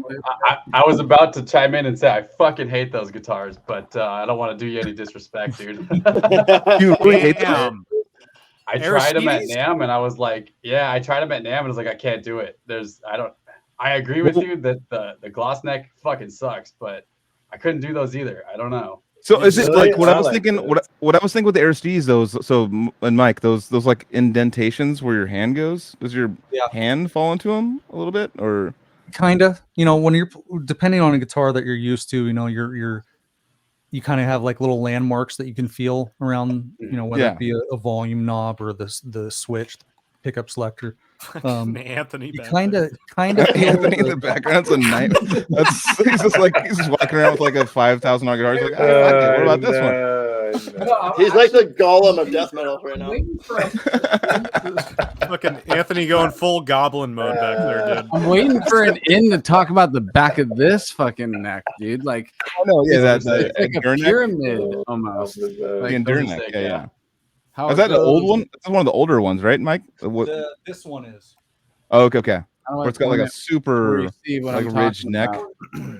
No, I think I got. Yeah, it's like the way that this is like. It's not. It's an endurance. It's diagonal. It's got an edge. There are 3 flat faceted surfaces. Yeah, it feels so strange though, dude. This is the older one. This one's from 2014. Made it's got like carbon fiber like pickup or something. No, I just put those in like 6 sick. months ago. Those are bare knuckle Ragnaroks. But so pickup wise, is that like if you had to pick a pickup for the desert with an amp? Nowadays pickups are so hard. What'd you do? I know. First of all, it's my birthday, and it's one of my favorite guitar players in the world, so I'm gonna fucking grill him. This is what happens next. I love that. It's just like every time it's like if you're out in the desert and you're gonna die, What pickups? It's like you have unlimited 9-volt batteries for your active pickups. You're all. What energy drink would be your desert island? I'm pretty sure all the women have left the chat now. No, I mean there's never been one. So there's never been one. Yeah. It's a Dream Theater pod, dude. All the ladies they all go to sleep. So overall, what would you say though? Like as far as like, I mean, obviously you're probably a passive guy, right? As far as the pickups, you want the amp to do the pushing. That I have now has what do you call them? Fishman's classic. Fluence Classics. The air CDs that I ordered will have bare knuckle Ragnaroks. Okay. And I put Ragnaroks in this one, and in my other that I've got tuned to C sharp for playing severed stuff. These are fantastic fucking pickups. I just found them like 6 months ago. Very high gain, very low noise. Excellent passive high gain pickups. Can we also talk about like, I know that for you were the first person before I even knew it was M. Gilbert in the Harmony Central forums back when I was like in high school. You were like talking about like, oh, this new thing Fractal. Like you were the first person to like talk about Fractal, and it's like 2004 or 5. The first Fractal Axe Effects came out, I think, early 2007, maybe late 2006. Okay. Yeah. I got one right around when they first came out. I was on the waiting list and shit, and that was when we recorded Servile Insurrection. Was in fall of 2007. And you did all the kind of like production and stuff on the tones and stuff. I know you did because you're fucking a nerd, just like me. I mean, but you're like, I'm like the nerd that likes tones so much, but I'm like, you're like the nerd that likes tones and playing. Like way sick. Because I feel like there's a lot of people that like they aren't like very good at their instruments. So they're like, oh, dude, tones are so sick. Like the woods, the tones, and like it's like me. But for you, like you had like the playing aspect. I still fucking feel like I wasted too much time tone searching and worrying about just every little fucking detail. The direction of the fucking cable. Are you serious? You're supposed to fucking plug the guitar cable in a certain direction. That kind of shit. That I feel like. Did you have like actual like evidence of that being a change of sound? Me personally, no, but because I read shit, people say that shit on forums and whatever, you buy into it, you know? Yeah. That was definitely a like getting deep. Hold on. Wait. Yeah. The way the chord? Wait, hold on. Wait. Like an L. There's cable. motherfuckers that swear that if you run the direction of the writing or the text that's on a cable, that is the best way to transmit the sound. Because of the way that the copper is braided. Fucking kidding me, bro. Because of the way the copper is braided in most of these, they feel that is the way to go. Okay, that's why I never go on these forums. You know what? You know what? I don't care. I don't care about any tone. I just want to play badly, and then that's my life. That is all I care about. They're also going to try to convince you that once you get stuck in the vortex, you know, stuck in the vortex of this shit, and you know every little 0.5% in the big picture, you get a bunch of things that sound. I get it. Eventually, it's going to make a difference. But in a live setting, how could you keep that in its place? Live, I mean, who gives a fuck? But well, I can see the thing of like this, you know, it's like these simple changes could make, you know, your things sound so much better. Like I could definitely see that. But you said that's got to be BS, right? There's no way. I don't know. We don't know. But I read it, so I do it. I read it, so well, I mean, one thing I've noticed, I do it. It works. Well, there's the whole going direct forever. in. Well, the direct into the one thing I've been noticing, and actually Trevor would, even though he's not at his seat right now, we go to go see shows and stuff that bands that go direct into the house with their fractals and stuff. And if you're that lucky person that gets super close to the stage, you can't hear guitar. And I was like, you gotta have, if you're gonna go direct in, you gotta have like some like cab simulation, going to a cab on stage or something, because if you're super close, you can only hear drums. So that's where I was like, that's the like. There's people that like I'm big, like Jared knows, Leprous fan, like all like, but they'll be on stage like yeah, I'm on stage and there's no guitar and there's only drums and maybe a little vocals that are coming through the because there's no physical cabinets on stage pushing sound out. So the thing is, they're only going to the center of the house, so the front of the house. So if the front of the house speakers are up front, then you're not going to hear like any of the guitar. If you're like behind the speakers at that point, right? If you want to be like excited, be like, I love this band, I want to get right up front, then you won't hear any guitar. You get a penalty. Like you're not hearing guitar. And I feel like that's the only thing about the direct in thing where I'm just like, I love it and it sounds great, but like if there's no on-stage guitar, then the people in the front, for about 15, 20 feet won't be able to hear guitar. Huh. Yeah. I agree. That's why I don't do it. Well, I'm blaming you for doing it because you didn't say you did do it. No, all I did was I recorded. God damn it. I recorded Servile Insurrection with the first Axe Effects, and I think, as far as I know, that's the first death metal album. Yeah, that's for sure. Used an Axe Effects on, which is cool. But that's so cool, dude. That is really cool. Well, I mean, that became like that's like an industry standard. Fucking it started from there. It would have become that anyways. It's just a cool little fucking anecdote that I did it first. Cool. And I don't know for certain, but you did. See as far as this podcast goes, you are the first. You're a pioneer. Okay. Thanks, buddy. That is true. But when we did the reunion tour in 2012, I used one Axe Effects 2 for both guitars, and it was fucking amazing because you just used one front input, one rear input. Oleg was on the other side of the stage. I had that going into an Angle E860 100 power amp, so it was tube with 100 watts of 6L6 power on either side. Each one had a 412 cabinet and one Axe Effects controlled by 1 foot controller. And I had him, basically in the little grid layout thing on the Axe Effects, you program row 3 was me, row 4 was him. I just had all the effects and amps and everything duplicated. And I could pan for like solos. I'd pan the rhythm. Whoever wasn't playing a solo, I would pan them to both cabinets, and the solo would pan to both cabinets as well. So it wasn't the hard left and right separation anymore. Whenever we're doing clean stuff, I was using stereo effects, so everything was kind of spilling over, and it was just super convenient to have one box. I forgot to mention that, like row 5 was just an output that went into a speaker cabinet for Troy, our drummer's in-ear monitors, because we weren't using them, front of house or the front of the stage at that time. Did you have to program the fractal at the time on the screen? There was no software that came back then? No, there was software.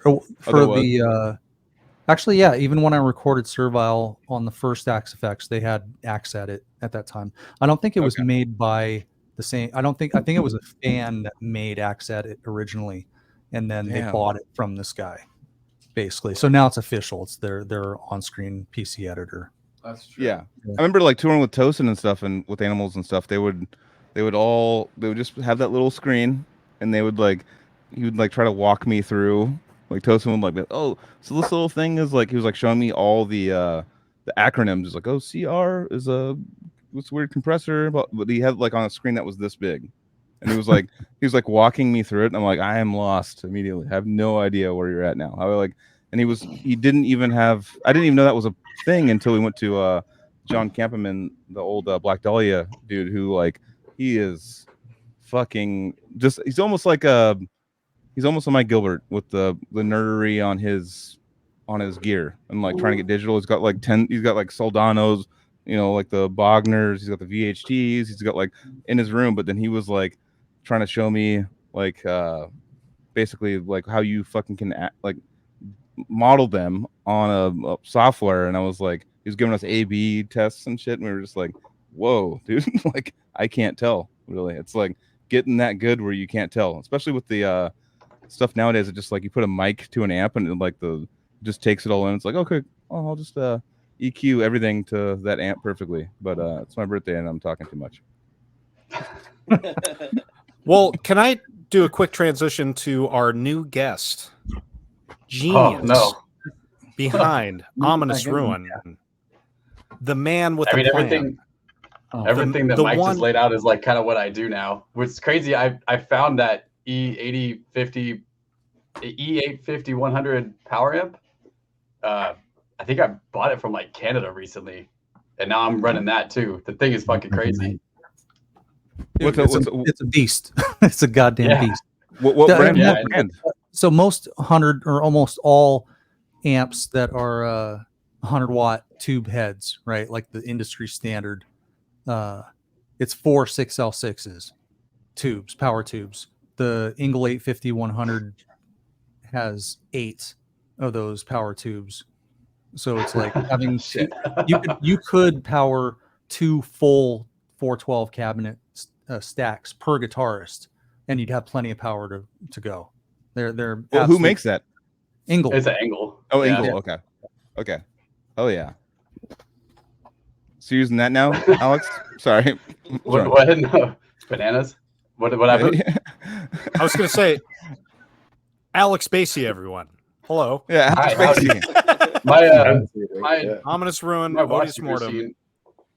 Yeah, our washing machine literally just broke. That was kind of cool. We have a full Otis lineup on an episode together, dude. This is a full. Oh yeah, technically. Oh yeah, you're right. Not technically, it is. Dude, it's a full-on Odious. I'm not sure if you guys talk about this, but how can we get some Odious news? Like, can I be what's going on with Odious right now? Yeah, so you guys probably don't talk about that much. So we have a new album that is done, and we haven't announced the label it's on yet or the artwork, but the artwork's done. And we're just finishing up some recording stuff, and hopefully it comes out next year. In the bag. Yeah. Dude. And you guys want to say anything else about that? Is that your fourth album? This is the fourth. It's going to be we can, I guess, let them in on that. It'll be a continuation from Cryptic. Conceptually, it's literally what I would say the sophomore album to Cryptic. So that's. If you paid attention to what happened at the end of the Cryptic album, lyrically, this is what's happening after that. So you're saying Synesthesia was a bit of a departure, and now you guys are kind of Synesthesia was. We never had the idea of it being like a sophomore album conceptually. It was just something that was I think more just like personal to all of us, really. I know that's how I looked at it. It was our first, stab at it after so long, and a lot had happened in all of our lives building up to making that record. And I think that we wanted to put more of ourselves into it than anything. So I think that like Synesthesia is really like a good representation of all of us as dudes who had, grown through the time that we didn't do any Odious things, Well, it was kind of like a family album to us. There were so many things that happened in the middle of it, and there was like every single person that is involved in that record has over a decade of friendship with at least one of us, mostly all of us, every single person. It felt like a family record. I've got it up on it's sitting up on my wall right here, the vinyl. That was a super DIY posse record.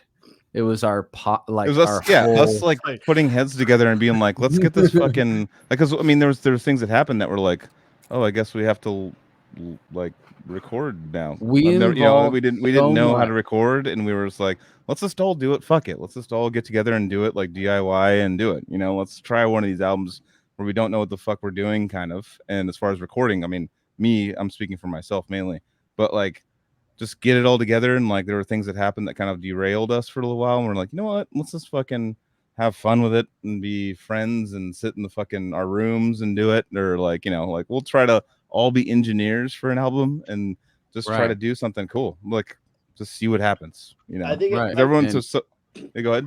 I have to give you guys props too for putting it out, and like, you know, like people always like, oh, you're not touring, you're like, you're not a band or whatever, but like you guys were like, hey, we want to put out an album. You did, and like shows are still on the table potentially, but like, you know, you're like, this is what we do, and we're sharing it, you know. So I thought that was really cool. It's like it's not based on some, oh, we got to make a quota or we have to meet a label's demands or whatever. You're just like, hey, let's do this because we have music in us. That's really cool. Yeah, right. It's like we all love each other and we want to, you know, we all were so connected, you know, playing music and stuff back in the day. It's like we still have that in us to like jam and stuff. You know, it's like and that's why we have this new album that's ready to drop next year. You know, and I think that maybe not. You know, doing this show, maybe it will.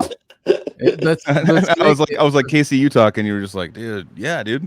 So like, that's okay. Yeah, dude, Casey's done. Alex and Carrie are done. So who's not done? Joel, if we want to be open, we're gonna break the fourth wall and say it's me and Joel. I mean, I have my bit. Yeah, it's definitely. The recording. Sure. Yeah. Yeah. I was just gonna say that Synesthesia there's a very long story behind that album. Yeah, and there's a lot very deep story that we still have. There's a lot of, like, I mean, say right now with the engineer that recorded my drums and everything, he passed away. You know, there's tragedy. He's a good friend of mine, and and so he was gonna originally make the whole album, like, and he also like recorded our first demo way back. He actually played in Odious for a short time back in like 2002. But my friend John, he was a great dude, and he was an engineer and stuff. And love John. Anyways, so like that happened. It was a kind of a curveball, and there was like a huge, you know, like a lot of that stuff. So, anyways, but it ended up being just something that we just kind of left like super raw and just like unedited. There's zero edits or quantizing or anything on that album or drum replacement or nothing. It's just like super, just like raw, and we just kind of almost like a live album. Yeah, but it's in the studio, and we just kind of wanted to put it out that way. At the time, we were just like, you know what, like we just want to do something different. It was like, I mean, I don't know. It came out in 2020. I recorded the drums in March of 2015, so it took a minute for like everything to get recorded. I ended up doing guitars on it because there was like so much. Yeah, so there's a lot that happened. Well, Casey, you've canonically already done drums on the next like 3 Odious albums. We know. Yeah, but the point is that like. Yeah, thanks, dude. Yeah, but it just came out as kind of like a raw thing. We just left it raw. There was just, you know, it's like there were songs that were slower and everything. We just kind of were just like, that's just how like we wanted those songs. Like it just we weren't going for like a fast edited technical death metal album. It's only like, 250 BPM. It's not. True. Yeah. One of the things I love about this story, though, it reminds me of like my experience with music is just like making something for the sake of making it with like there's no one giving you money to do this. There's no one like motivating. You're motivating yourself, and the fact that you overcame all those obstacles along the way, and it still came out, and you still produced it, and you still did it, is fucking amazing. Like that. And even a deeper layer, Trev, I just want to add to that because I don't want to not say this while we're talking about this album. There's 2 more layers to the family aspect of this album, which is one, the artwork was a physical piece from. Oh, you want to see it? Trevor owns it. Bought it, dude. Trevor owns it. He bought the original. He bought the original. He owns the original. So funny. Give a little backstory on the artwork and the homie that did that. It's in our hallway. When Trevor here it is. There it is. This is the original painting. The original artwork to Synesthesia. This was this painting. This is literally handmade by a gentleman. Casey, take over for me. Yeah, he's our old homie, Adam Friedman, Iron Glacier on Instagram. He's now a tattoo artist, I think in the Portland area up in Oregon. And he has like a master's degree in art. Like he studied in San Francisco and all over the place. But yeah, he's just a super chill dude and great guy. And he's obviously brilliant. He showed me Jethro Tull for the first time. Let's put it that way. So I've known him for a long time, and yeah, he's a great. Anybody who's listening or watching this right now needs to go check that dude out, because all of his artwork is just as sick as what you just saw. And I think he goes by the name of Iron Glacier, I believe, on Instagram. That's right. Yeah, he's this piece is fucking amazing. Like I love art. As you can see by my shirt, I love art. And if you see this thing, like the more you sit and look at it, it's gnarly, dude. Like I was like, I need that, and he's like, you can have it, and I'm like, yes, and that's what happened. It is really a brilliant piece of art. So that was that other woven in layer that I was going to say. Like Trev made sure that piece stayed in the family, dude. You know, that was sick.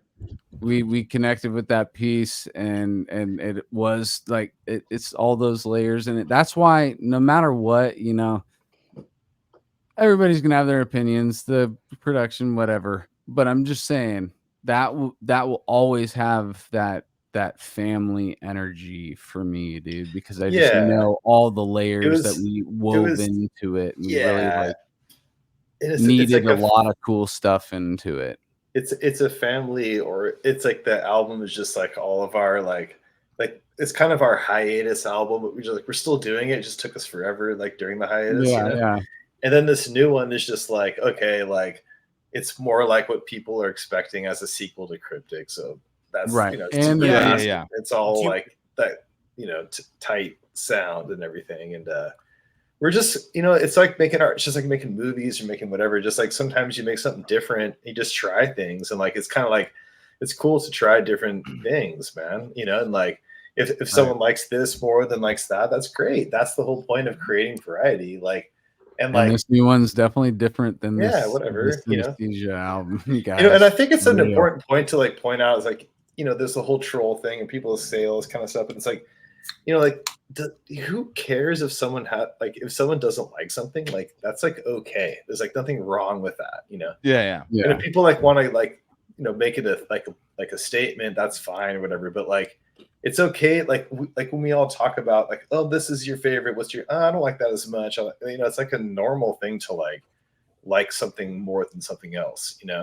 When we were younger, it was different. I think when we were younger, that was more of a thing. It was like I like this. Like I'm more into this cooler thing that you're into. In my brain, it's cooler than what you like. So I am now holding some sort of superiority over you. Yeah, but like, it's like as you get older, you're just like, dude, just like it's like you're wrong what you like. Like no, for sure. Yeah. Like it's funny because like as you know, with the Son of Rayleigh stuff going from like you know, a death metal band to like a prog clean singing band, there was any number of like negative comments just being like, what the fuck, bro, dude? And I remember they never bothered me because I would, and this maybe I'm just a sociopath, but I just looked at it and I was like, you're wrong. Like it never bothered me. I was just like, you're just objectively wrong. It's fine. You can, you know, that's your art, dude. And I know I was like, I just don't care. And Carrie, you've heard me give you your flowers so many times on that album, dude. So we don't need to go over it. You know what? What I actually wanted to talk about is Alex, and he's going to hate me for this, but he has done such an incredible job being just unbelievable job being a producer on this album, this new one.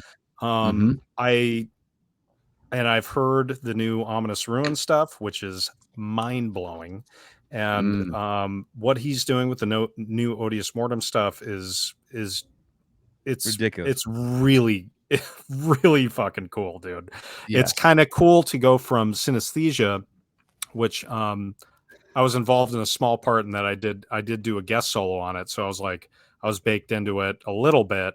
And but then to go from that to you know, Casey is kind of he's the head of the spear, and he's like, okay, we're doing this, and here's the deal, and then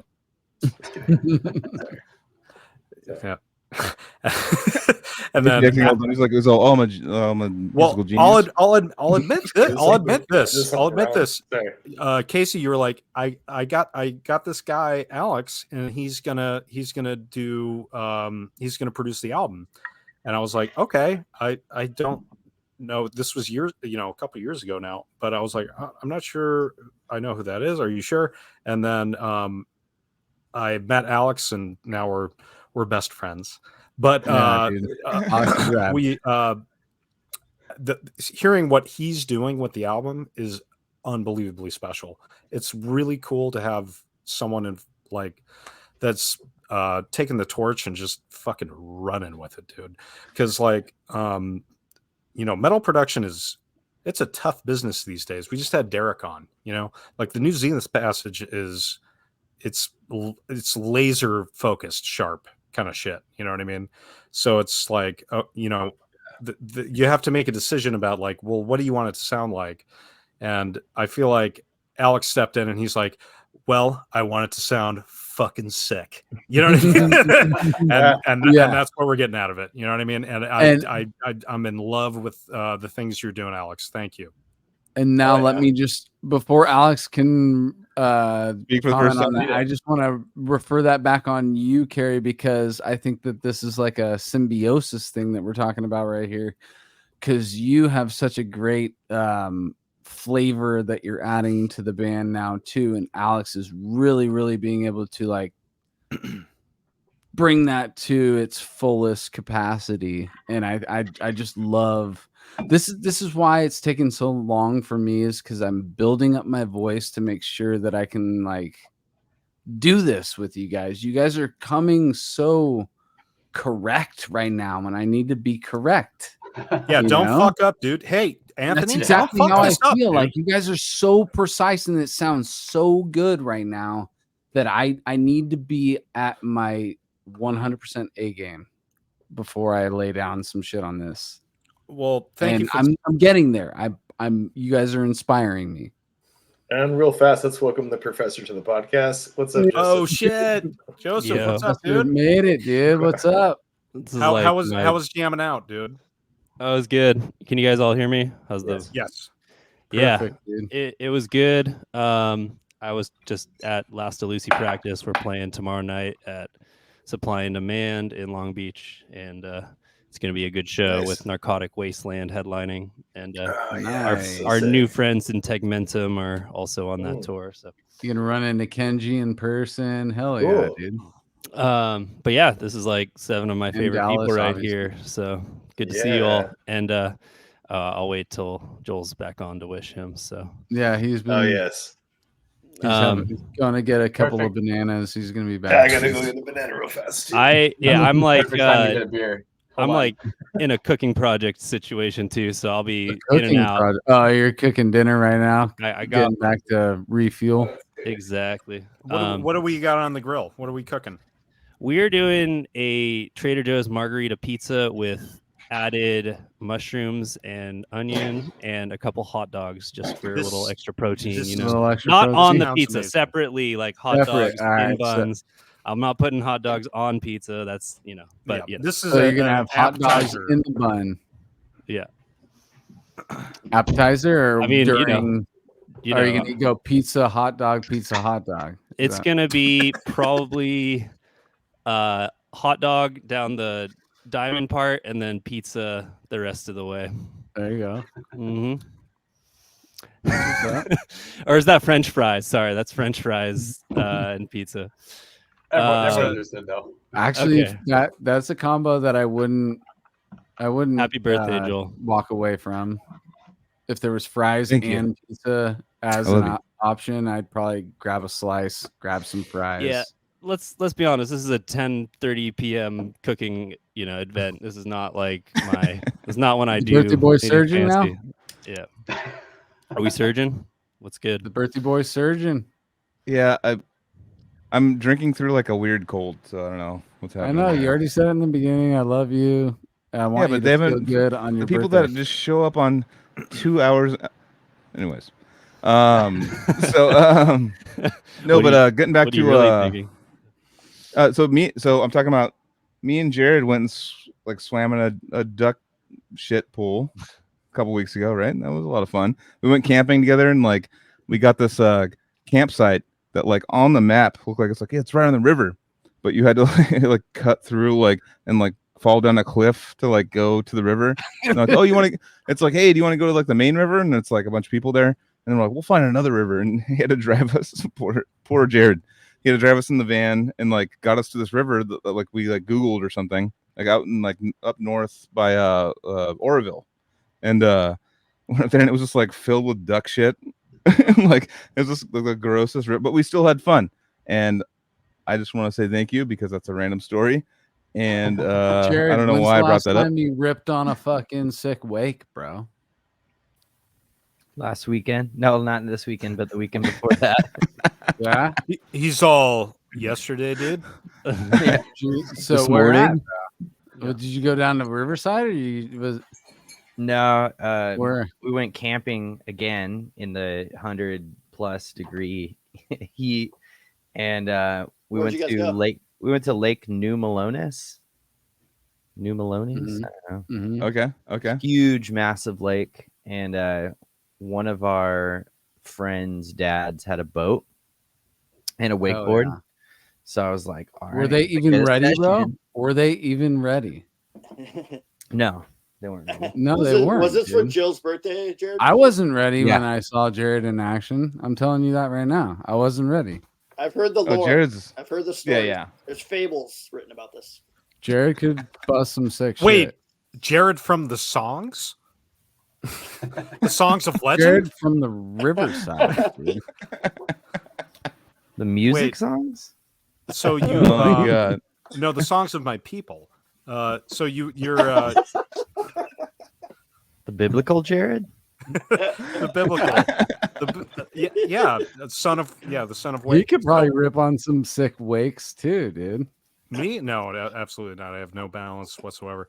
But wait, so you do wakeboarding? That's like a thing?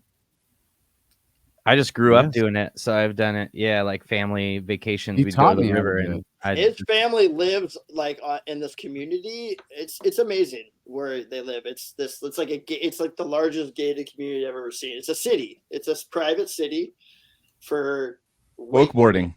He was wakeboarding.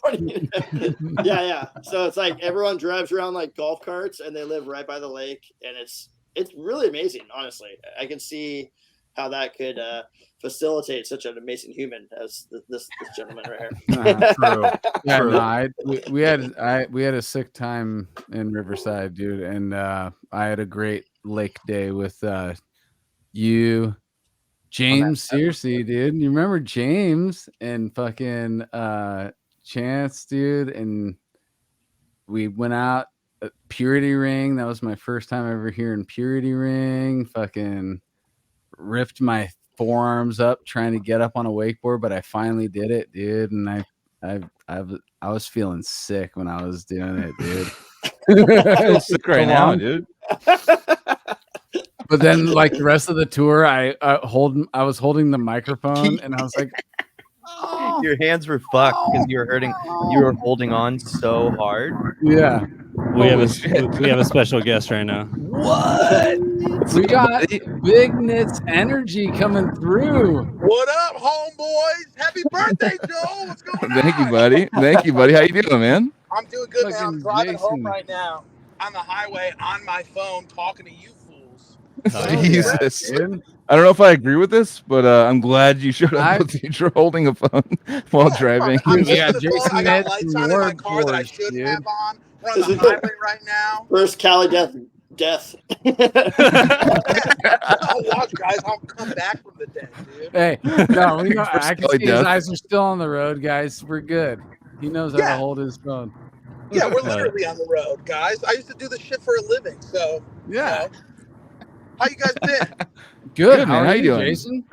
I'm doing great. I'm actually just leaving this show to these bands Volcandra and Tomara played Cobra Lounge here in Chicago tonight. So I'm on my way back home from that.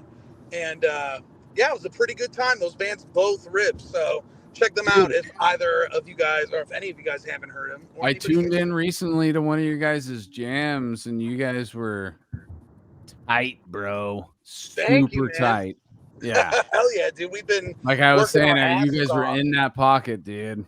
Thank you, dude. Fuck yeah. Well, we got that Cryptopsy tour coming up in September. So yeah, you got to be ready for it, dude. Yeah, we've been busting ass. So hell yeah.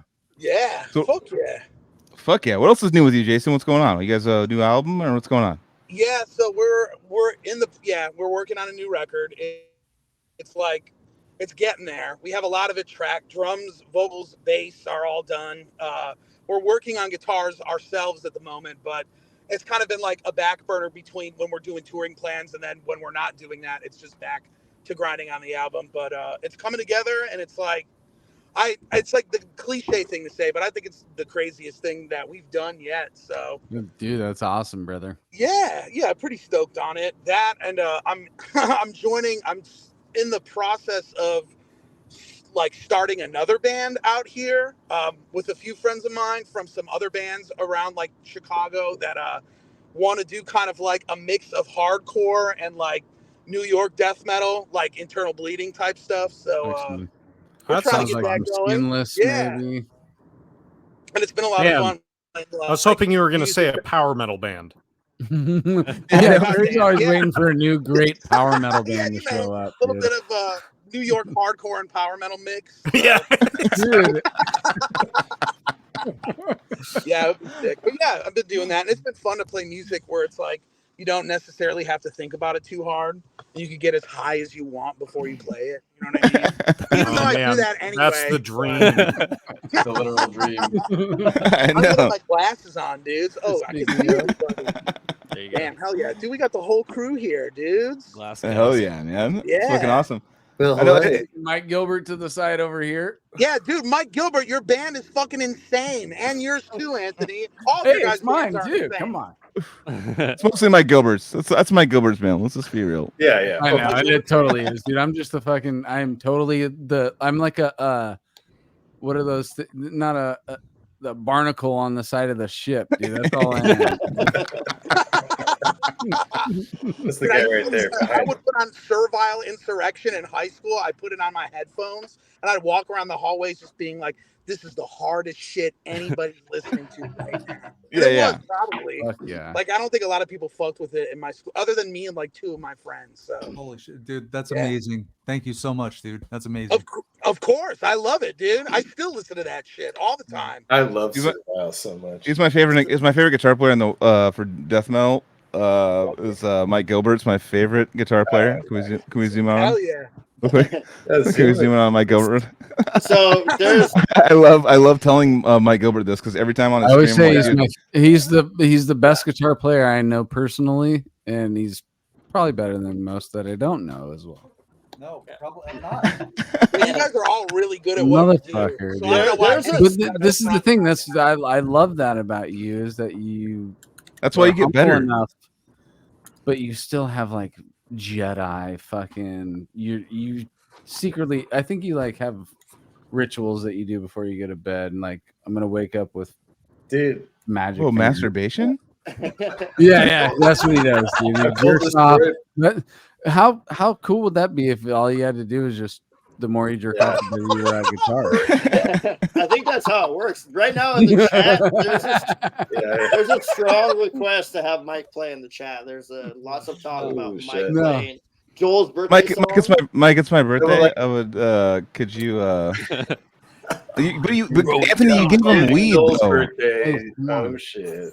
What is he? We're getting multiple. I don't know. Okay, only Joel gets to call what you want him to play, but you have to be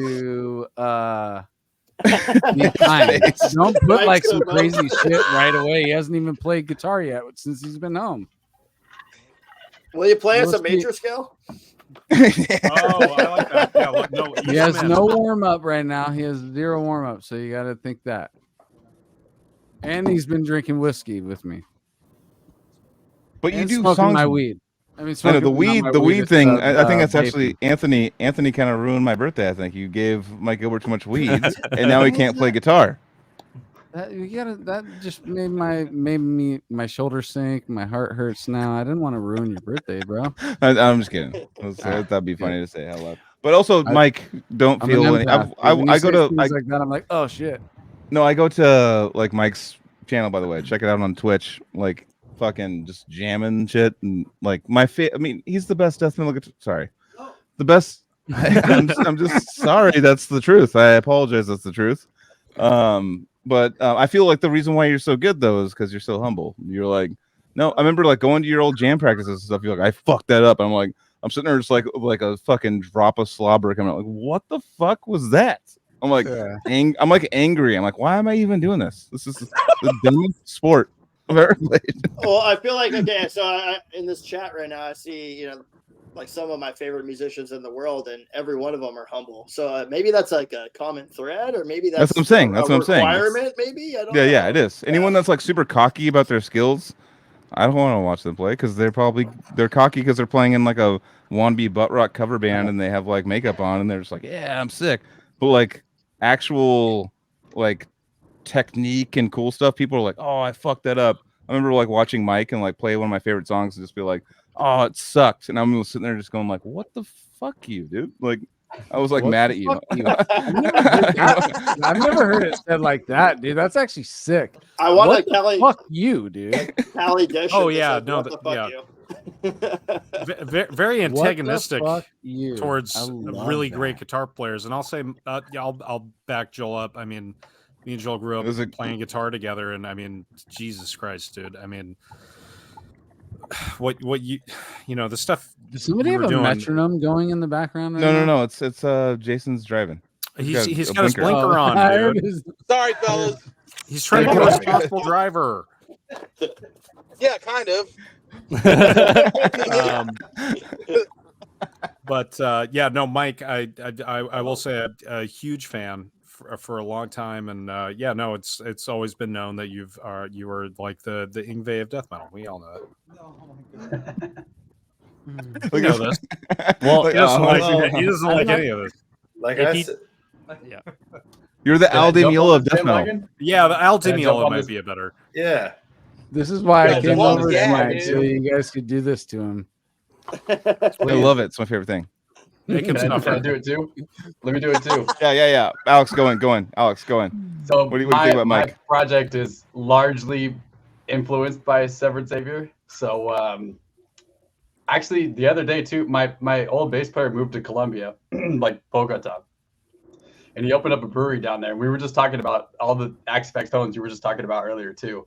And like we've been talking about Severed Savior for years, and we used to share, not a room, but we used to go to what the hell was the studio called in South City?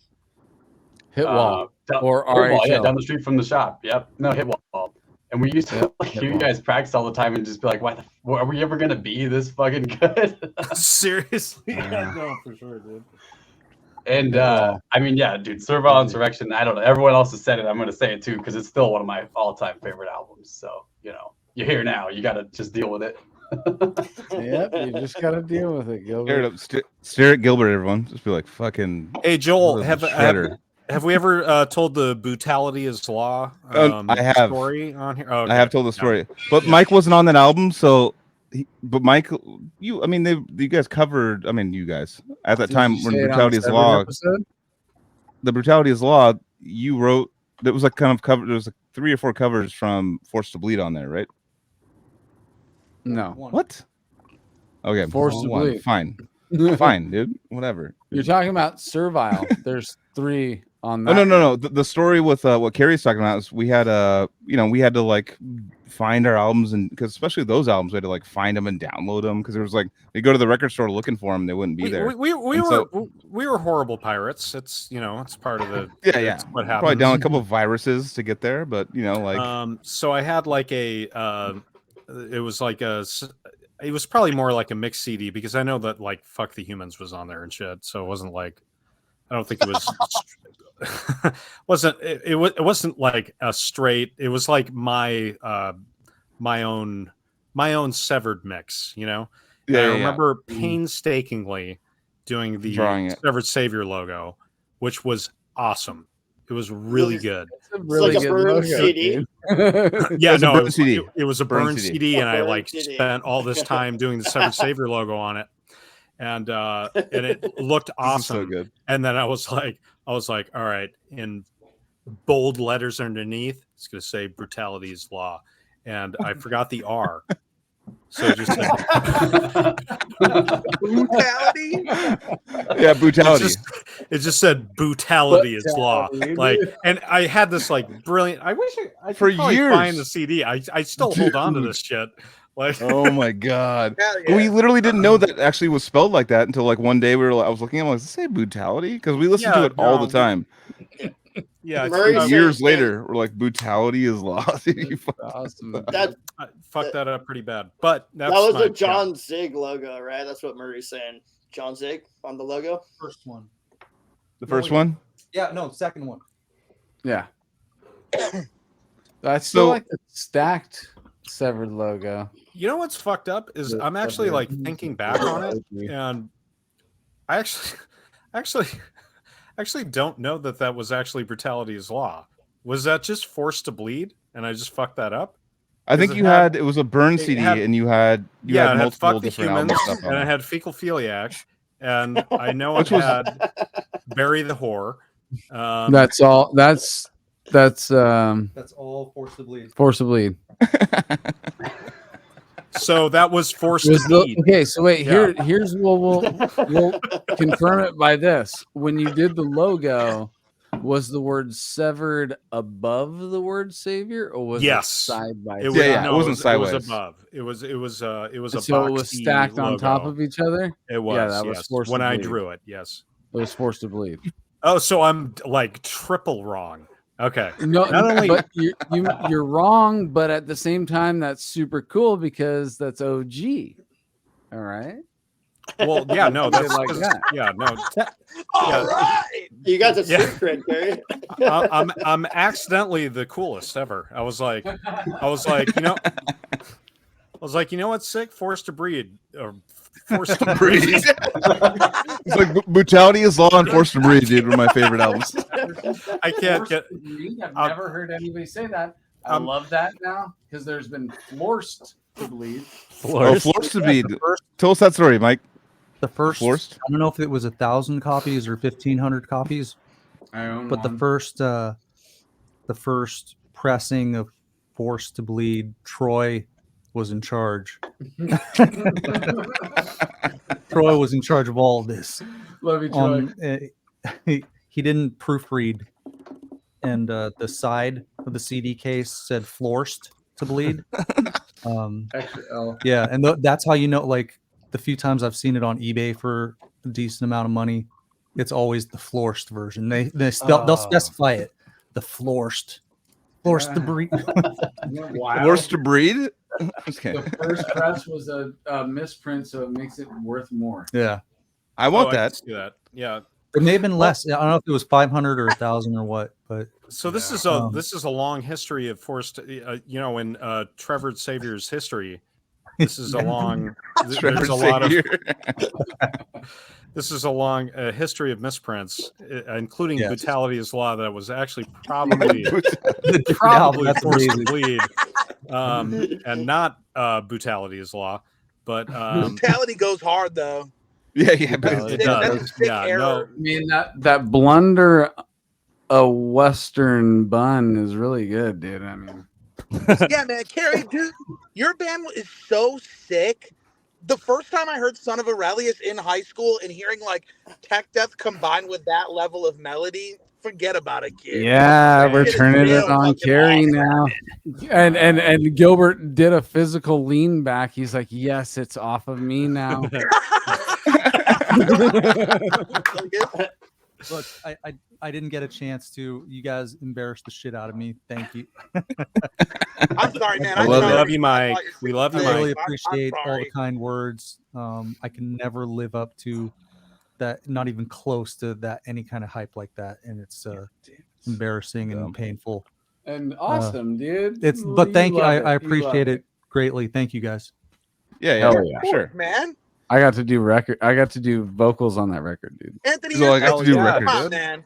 Come on, you know you're good. No, let's do it on Carrie. Let's do it on Carrie right now. No. Under a Western. Carrie. I'll gas all you up. Let's go. Carrie, I heard you have a new project.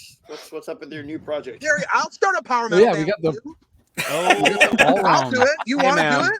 I would love to. Don't threaten me with a good time, bro. I would never threaten you with a good time. I would only offer you one. Listen, dude. If we're always down, dude. I got power metal songs banked, and these guys know. Like I am. Yeah, they do. Okay.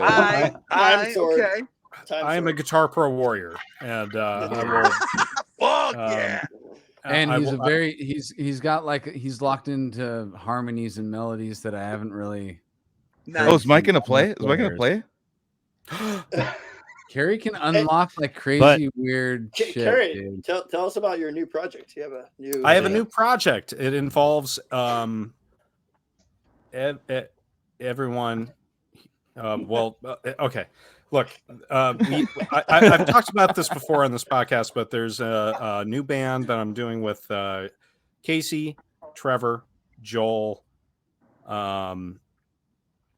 and myself, I guess. Yeah, I was like, yeah, and it's called All Realm, and it's going to be a progressive hard rock band, or perhaps a progressive metal band. And we are wrapped on instrumentals, and we should have something going on the next year or two. We've had a minor setback, and I'll just say it. We've parted ways with our vocalist Riley McShane, and we will be looking for. We're already in the process of talking to new vocalists to fill in for the work he did, which was awesome. But we're hoping to get something together in the next year or two and have that out to everyone soon. And I think it's going to be really fun. The main thing behind the RLM stuff, and it's the thing behind Odious Mortem too, is just we're all older now, and we all just want to make music with our friends, right? So the idea is, we're all just having fun. You know what I mean? Because for me, at least, back in the day, even doing Son of Aurelia stuff and stuff like that, it was like something about being in your like early 20s and mid 20s in a band where you're trying to like do it. You know what I mean? You're like fucking going out on tour with Cattle Decap, and we're gonna take over the world. You know what I mean? You're like, I don't know. There's a certain amount of it that you kind of have a glimpse into what burns a lot of these bands out.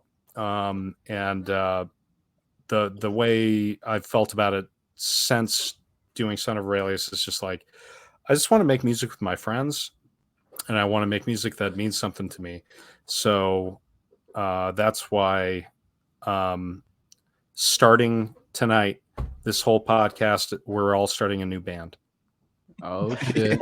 All 9 of us. Let's go, dude. Let's fucking do it, dude. You just said, I love that, man. I think let's do it. That's such a healthy outlook to have for real with music. So many bands get burnt out so fast on the idea of chasing success or like competition that happens, but like to just want to play music with your friends and make music that means something to you. That's all. I think that's some of the most important shit you could be seeking. If this was a reality TV show right now, if this was a reality TV show right now, and I just found out that I have to create something with the people that I see on this screen right now, I 100% have.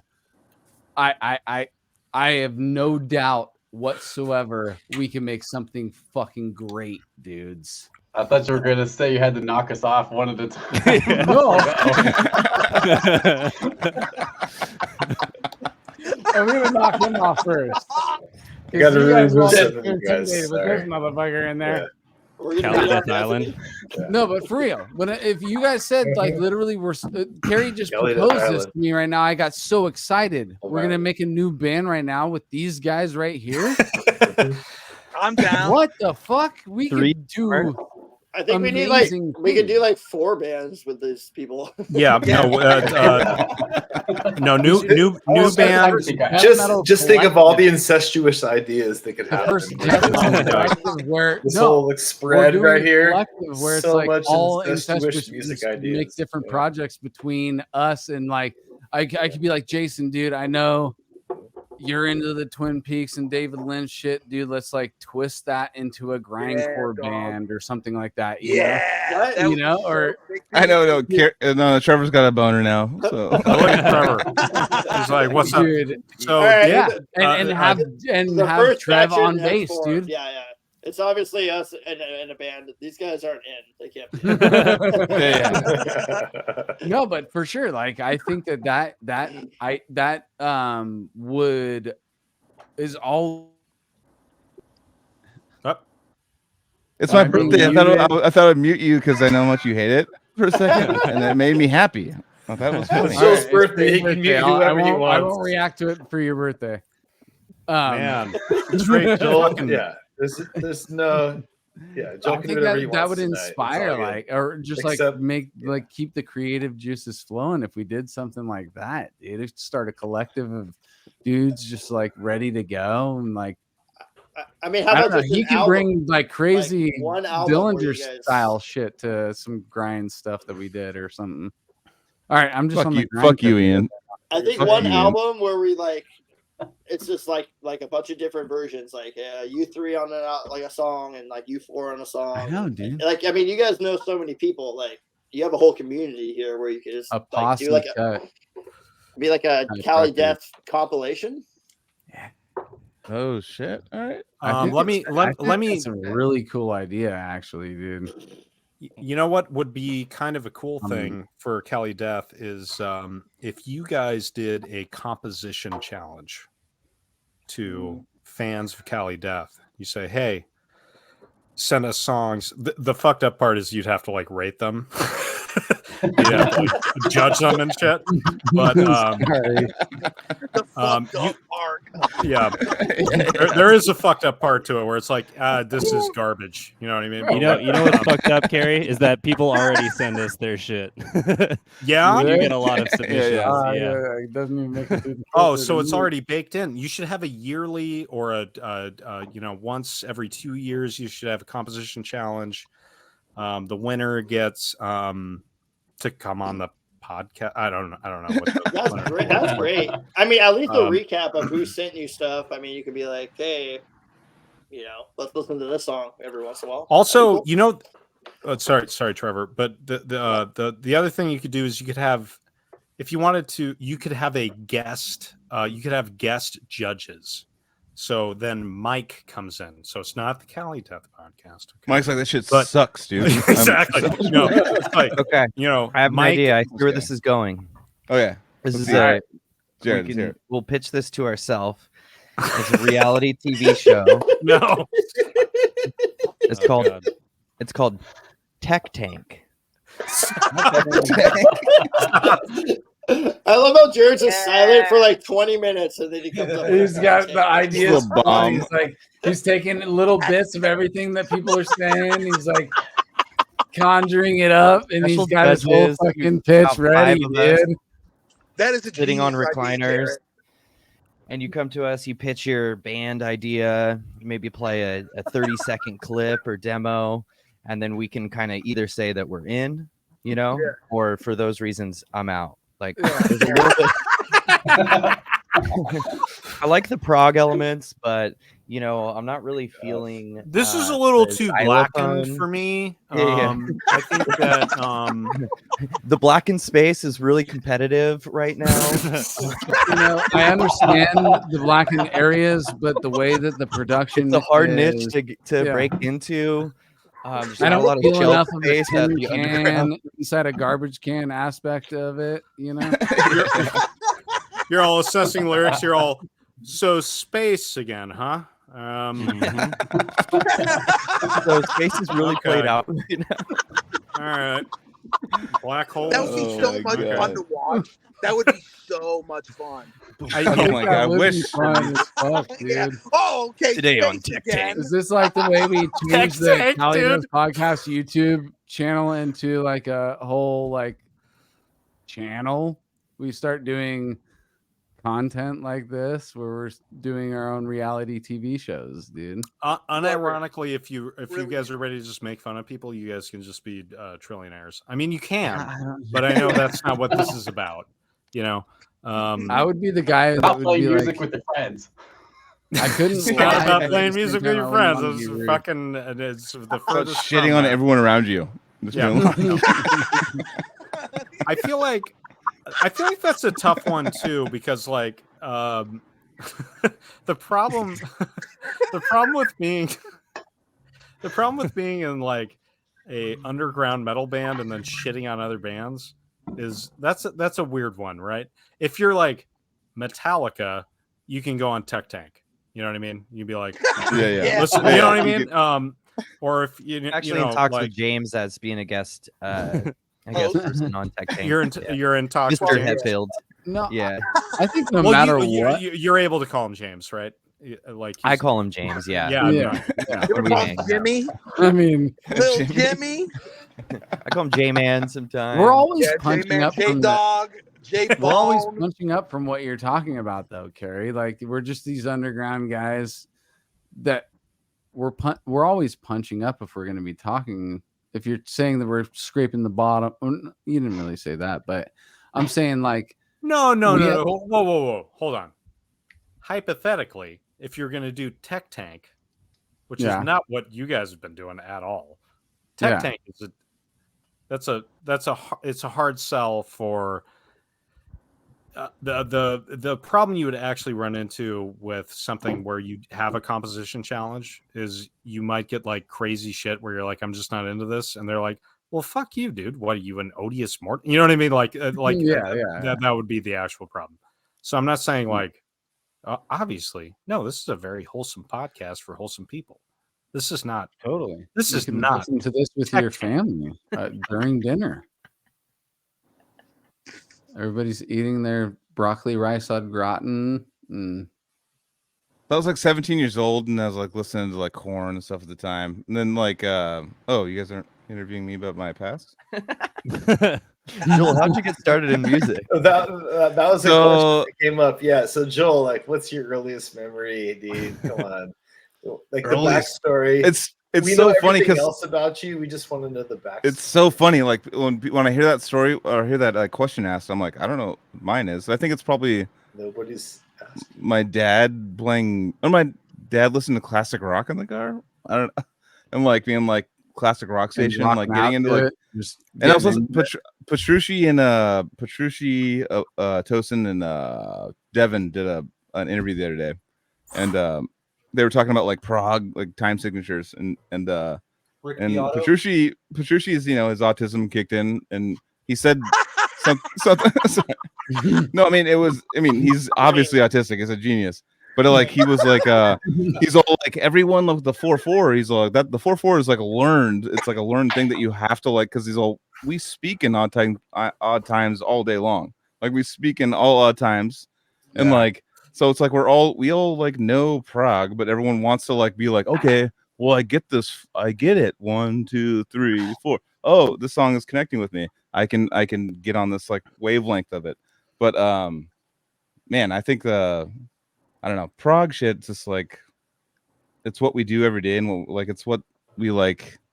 I'm drunk. When you watch a drummer make up a beat to somebody, like if somebody just took what you just said and then like linked up a drum beat to what you just said, it's so odd timed and so right there is like what you're talking right now is insane. Yeah, like I don't even know if like you put a beat to every single syllable that I'm saying right now, I'm gonna, you know, that's it's what like I'm saying. True. That's what I'm saying. Yeah. I mean, me even speaking at like a normal wavelength right now where I'm taking no breaks. Yeah, I'm like taking no breaks right now and I'm talking blah blah. It's still in an odd time signature right there, at the very end. And there's humans that literally will take that and be like, they'll just like get into. I can't. I mean, I guess I could if I really just sat there and made like my whole day like I'm gonna get this fucking rhythm that this person's talking in. You know, I feel like the idea behind it is like you're I don't know, for me at least, it's just trying to find out like a new sound. You know what I mean? So like obviously our whole society and civilization is based off of 4/4, right? It's like also I heard someone talk about one time. It's like it's how we walk. You know, 1, 2, 1, 2. You know, so that's like kind of ingrained in us as humans. But like, right? Not just to be weird. It's more like just to like hear a new, like, oh, you want to get like a cool riff that sounds different than everything else, or something that like surprises yourself when you read it, you know. So it almost at this point with everything that's been done, you have to go off in some weird direction. It's not just to make a riff in on time, but it's just hear new sounds, something that you haven't heard before that's like novel and all that stuff. The thing I've always heard is that we all learn beat and rhythm from being in the womb and hearing our mother's heartbeat. Oh, that's I think her like walking, and all that stuff, the rhythmic aspects of. But cocaine, if they're doing cocaine though, and their heart's kind of like deviating, then it goes faster, and then you get no. Then they become a drummer. Yeah, that's right. Then they fetal alcohol syndrome affects drummers more than they become Venetian snares. Casey's like, but, Jared's a drummer too, though. I just want to remind you guys, he's definitely a drummer. Oh yeah, he's a drummer. Yeah, hey, you guys all need the fucking drummers. Play some beats. The story I've always heard. Me, motherfucker. Fuck you. Jared, the first drummer of Archaic, by the way. True, that's right. Probably the 5th or so drummer. Oh, okay. So the first on like available like media though. You were on that first demo record that you put out, right? As the drummer. That was like the only one that's like actually kind of out there, but the one I got drummers, we had recordings before LA Fest, right? What's that? The one I got from you out of your trunk at the LA Metal Fest. Was it that Existential Chaos album? Yes. Yeah. I played drums on that. I was it was hard for us to find a screamer vocalist type person. And I was like, I'll just play drums and I'll just learn and I'll just get really good and I'll practice double bass every single day for 3 hours a day.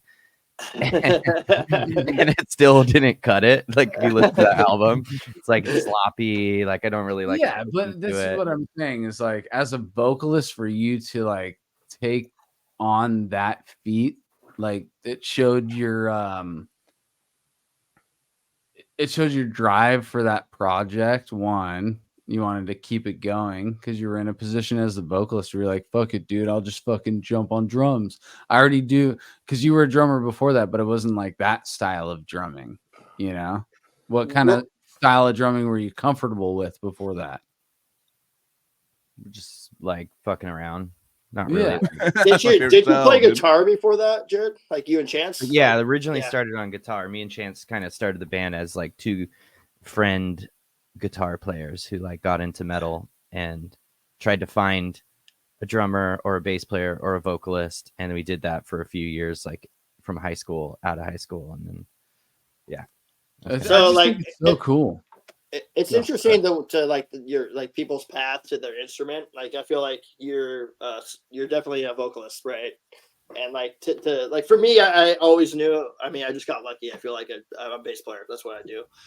But like, you know, you're a guitar player, you're a drummer, and now you're like a vocalist. Do you feel like that is specifically your calling, or are you just a musician without an instrument, or like how do you think about that? Good question. More like a musician than a vocalist. I don't really like identify as like, I do vocals. That's all I do.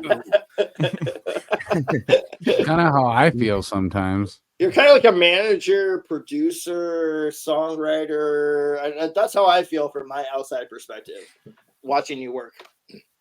Yeah, well, one, playing drums makes you a better like musician because you have to learn timing, and so you become a better vocalist. Like you can come in on time and stay on time, and like there's a nuanced like effect that comes with having good timing as a vocalist. Yeah. So that's like an advantage. But nowadays I'm kind of like more of like a producer, or like I kind of like help arrange the songs and like make them into actual songs from like the riff salad that I'll be given. Like, here's riffs. None of them repeat, but here's a guitar profile. I've sat with Jared before. He's got a bunch of riffs to deal with, and he's like writing a song, and he's like, he's got all the riffs like sitting on like a computer screen, and he's like, all right, this one goes for this many times. Do you think it's going too long? Like, we'll be drinking and stuff, having a good time. He'll be like, that's so fucking sick. And he's like putting it together. He's looking at it from like a outside view of like, this is my riff. He's looking at it as like, what's gonna help the song? Do I need this to be this long or this many times? Or I can see you like orchestrating kind of like a listener. That's good. Yeah. Well, also like I'm trying to feel out like, where is the like, is there a verse? Is there a chorus? Is there a bridge? Like these kind of common terms for parts of songs and stuff. But like, I'm kind of trying to put that together and then go as the vocalist, like go, okay, well, where are the vocals going to go? Is this just going to be a heavy like part of the song that's just instrumental? Or does this need vocals, or does it not need no vocals? Or maybe we play it a little bit longer and then the vocals come in on the second time because it's just like too good of a riff to not have vocals on, but also you want to hear it like the riff alone. So I just kind of like do that. So it's a really smart way to go about it. Sorry, Trevor, I'm going to cut you off. No. But it's a really smart way to go about it because one of the things that I've learned is even when you're talking about death metal vocals, the main thing that any listener is going to latch onto is the human voice every time. It doesn't matter if you're doing death metal vocals, doesn't matter if you're singing, doesn't matter what you're doing.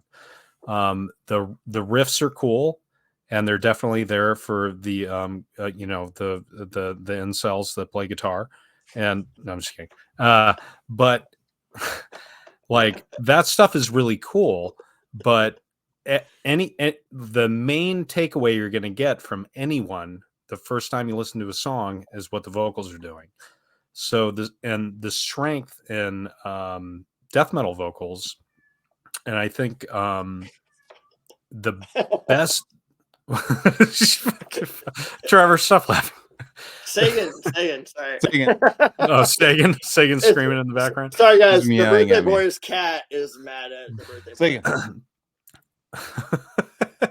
All right, keep going. Sagan, it's his birthday. Come on. The greatest strength in any song, like for better or for worse, is going to be the vocals, and that's why it's so important for death metal vocals to be on point, because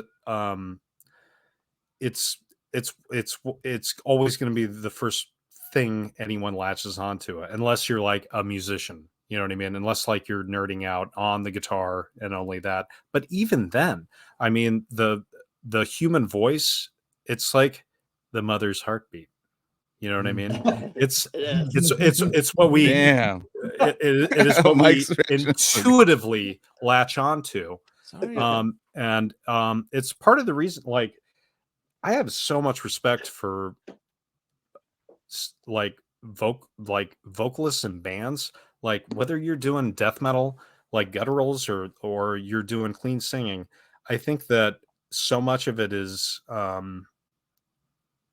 you're really putting yourself out there as the forefront. You know what I mean? You're the tip of the arrow. You know what I mean? So it's like, I don't know. There's so much judgment that goes just from that. You know what I mean? And it's kind of crazy because like some death metal, it transcends that. You know what I mean? And it's honestly, I hate to say it, but it's not going to be because the guitar solos are so sick. You know what I mean? It's going to be because of the arrangements and like what you're doing with the song. So the idea that, you're arranging these songs and trying to put them together in a cohesive way and trying to think of it in terms of verse and chorus and stuff like that. I think that shit is so smart, dude. And all the best bands do it. I mean, fucking Severed Savior, you know, Odious Mortem, like the best song. Aurelius. Well, we dropped the guttural part, right? We were just yeah. But like, what I was gonna say earlier is like the vocalist is the translator. Just to piggyback on what you're saying, like 100%. So like you are as a vocalist out there going, "Hey, this is like what I'm seeing," and I think. Sorry, go on, Trevor. I think that's a huge responsibility, whether like you're doing death metal vocals or you're more melodic or whatever. Like you are translating the music for most people, unless you said like you're a nerd or whatever. You know what I mean? You're like. That's the most, like you said, most people see that first. So that's the forefront. It's the weirdest part of, and we all have had this experience where we've shown some death metal song that we really like to someone that is not into death metal, where it's your wife or your girlfriend or, a friend that's not into metal or whatever. And you go, dude, please listen to this. And without fail, they will zero in on the vocals. You know what I mean? First. That's the first line of attack, and they'll go, okay, you know what I mean? But if the vocals service the song, and especially in death metal, you know what I mean? Like if they're really part of the vibe, and I can't hear what they're saying. Well, yeah. What are they saying? I can't hear their vocals. I can't hear the lyrics. Well, it's a weird one because like and I've thought a lot about this, but it's like they like the vocalist can elevate the music. You know what I mean? It's not the other way around. Like no amount of shredding or clever, riffing will ever get someone from outside of metal to take it seriously. You know what I mean? With a slight exception being maybe like some acoustic style, like electric guitar stuff. That stuff works really well, but what I feel like the listener wants to hear a human voice, and they're willing to hear death metal vocals, but it's almost like more stressful because it's like, oh, I have to do it in such a way that it's like I'm servicing the song and it's catchy and the song is a whole thing. So I mean, I could go on for hours. Well, I'm curious to hear Jared's perspective on this, because that's kind of how this conversation got brought up with song structure and keeping the songs listenable. How do you implement gnarly guttural vocals into that equation and make it catchy? Because you truly do. You do. I've seen it. Absolutely. I've seen it live in the person. Besides, you like beauty and stuff. It's true, you are beautiful. It helps. Why, thank you. I don't know. What was the question? So how do you put brutal vocals in? Like, how do you make it? How do you decide what to put in? No. I mean, like, how do you? I mean, that's like an intuitive thing, I feel like. But how do you? I mean, coming from your outside producer kind of standpoint, arranger standpoint, how do you fit yourself into that as a guttural vocalist? Just try to figure out what the riff calls for, and sometimes it's like brutal, or sometimes it's more like, I don't know, naturally it sounds like it should be like high screaming or mid range or something. But I just try to blend, I like that blend in. Yeah, or elevate the song. Like, it could be a cool song instrumentally, but I'm trying to go, okay, well, how can I make it better by adding vocals without taking away from what's already there? So I just try to I don't know, 50-50 it, let the music and the riffs and stuff have their moments, but then kind of bring it back, tie it together. So there's an aspect of this, Jared, that is different for other vocalists, because other vocalists, they're clean singing. So it's like melodic and other things are happening when they're using their voice. But as a death metal vocalist, we just recently said it on a different episode very recently. We become like another percussion instrument.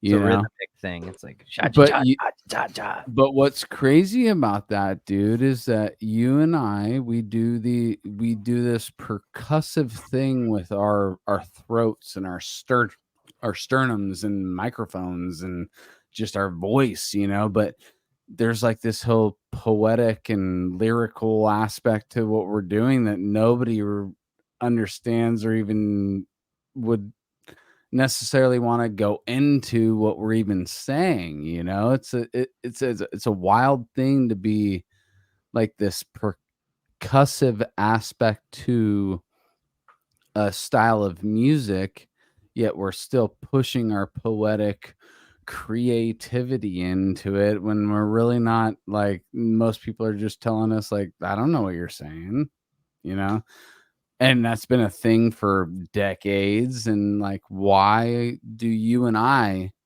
put what we put into our writing? Because I know how you write and you know how I write. Why do we do that if we just get pushed off as another piece of percussion? I mean, one thing that was really awesome after seeing Devin Townsend and stuff, watching him just play live, was this video that I'm sharing right now, because it kills me every time. Sorry, it's my birthday, so I'm just doing. And now I'm sharing videos. Put a pin in that, Jared. This is one of the funniest things I've ever seen in my life. Devin Townsend is one of the funniest human beings. He was like cracking me up the whole time. He's all, is that Sagan? Yeah, Sagan, stop. I also have a cat screaming, but oh, it's yours. Okay, because Sagan's sitting right here, not meowing, so it's yours. Okay, but this is like one of the funniest pieces of the most basic way that I write lyrics is I take the syllables and I adhere it to the riffs in a basic. The riff is like.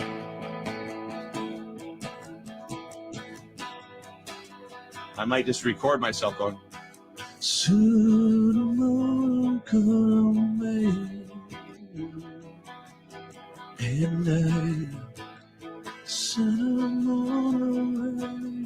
and then I'll listen back to it and I'll listen to what came naturally and I'll transcribe it like soon you'll know the way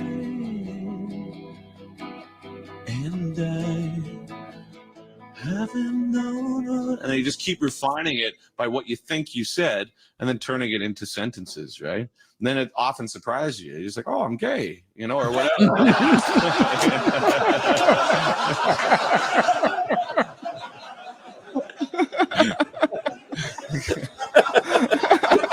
Oh shit! That's like one of the funniest videos ever. He's like the best. I mean, we just saw him the other night, and it was amazing. Yeah, I'm like, that's clearly better than Animals and Dream Theater. I mean, not to make it a competition, but I had a good time at his show. Yeah, he stole the crowd. He stole the crowd. He just stole, like, completely, like, through comedy, and he found this, like, because it's like prog metal and prog rock and stuff. You have like everyone's kind of like with their gray ponytails, just going like whatever's, like what kind of weird rhythms are we gonna have. And he just came and just was like, I don't care about anything. I have a weird issue where no people like me, and I have he was like in the middle of a song, he'd be like, I have this like ego issue. No, he was and, like I don't know if stand-up comedian, dude. He absolutely crushed it. It was weird because like, and we all talked about this afterwards, but it was like even the set lists for Devin Townsend and Dream Theater were not great, but Devin Townsend was okay. Dream Theater. Devin Townsend was fine. There was a reason that Devin Townsend's set list was great, and that's because he is doing stand-up comedy between every song, getting the crowd super engaged, and he also crushes it. By the way, Dream Theater ended with Spirit Carries On, which is their big hit. And they had Devin Townsend come out and sing the chorus with Tosin too, with Tosin on guitar, and it was like, it was one of the coolest things I've ever seen.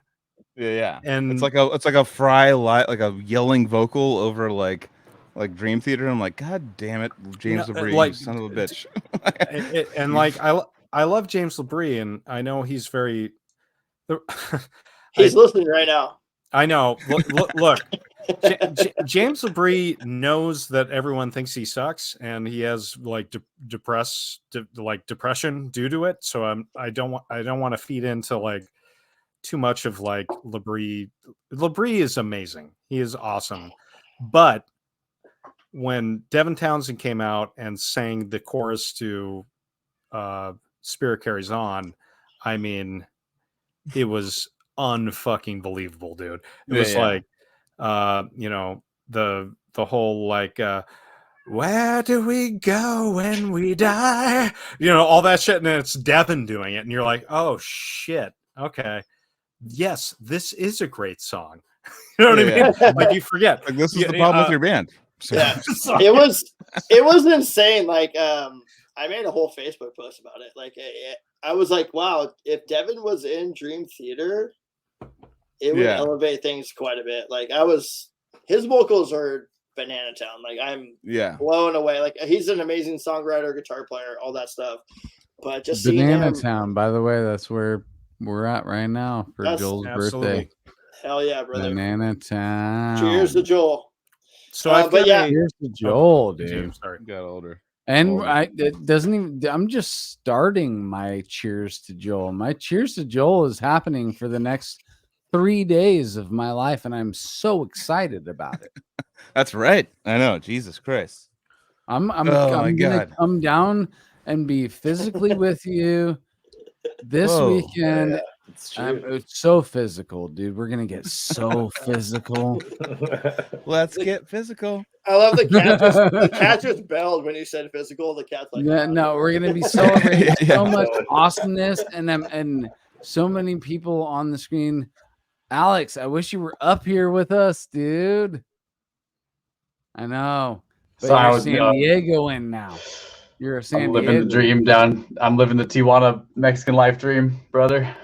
Yeah. How do you like that? How do you like that going from San Jose to San Diego? Do you well, like he have only a has one half change? of the name changed, so San and San. I know, but how is it like? You know, because it's expensive as fuck in San Jose, and like San Diego's got like way better cool things to look at. So how do you like it? I think the culture. I mean, not to make a huge shift, the culture down here is just way sicker. I mean, there's so many. I miss the Bay Area. I miss the people. I miss you guys. I miss all the stuff. But I don't think I could ever move back. I mean, I was traveling for work. Yeah, I mean, and like a lot of the people that move down here that I meet that are from the Bay Area are just like, nah, fuck that place. And it's like, yeah, I don't know. But overall, you're happier there. You're happier there.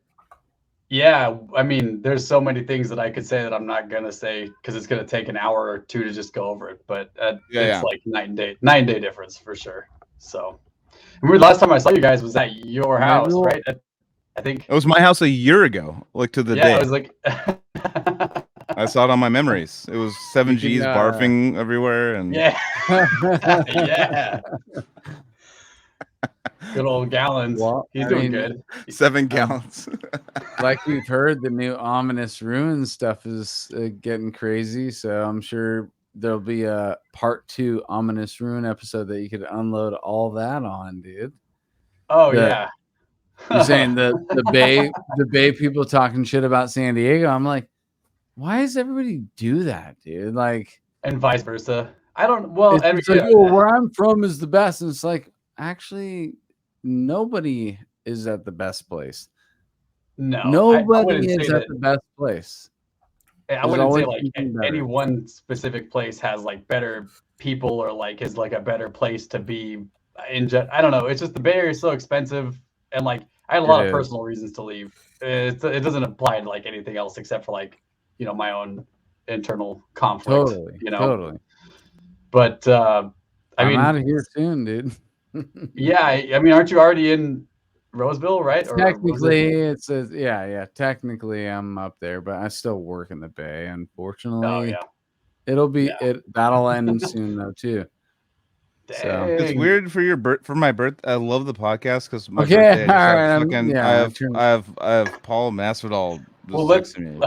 That's as a happy birthday. It was like that's like all the shit. I don't know. As a kid, I don't know. Right now, Paul. Right now, Paul. Yeah, he's exactly. He's all happy birthday, brother. Sending hugs. Send him a link. Send him a link. Oh no, he's got a link. No, he's got it. He's busy tonight. Yeah, he's busy. Either way, dude, he still hits you up, dude. That's so rad, dude. That's such. I mean, what fucking? Also, it's my birthday. Fuck this. What Casey's doing right now with Retromorphosis.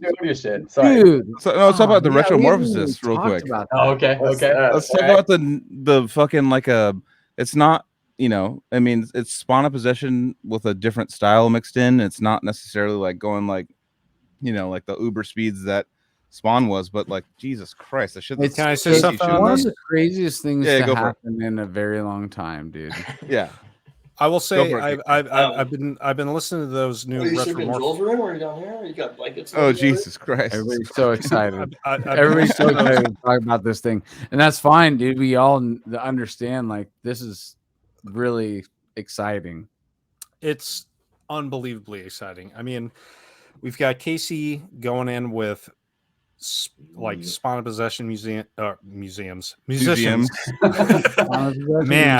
I mean, that sounds like it could be a museum. Like, yeah, no, that goes for all of us. But Possession museum, dude. I mean, I would put up $2,000 for a Spawn of Possession museum, like right here in Santa Cruz, like right on the coast, like. We have this really fucked up museum that's like, it's like, oh, here's a blue whale, and I'm like, I don't give a fuck about that. You know what's cool? Spawn of Possession.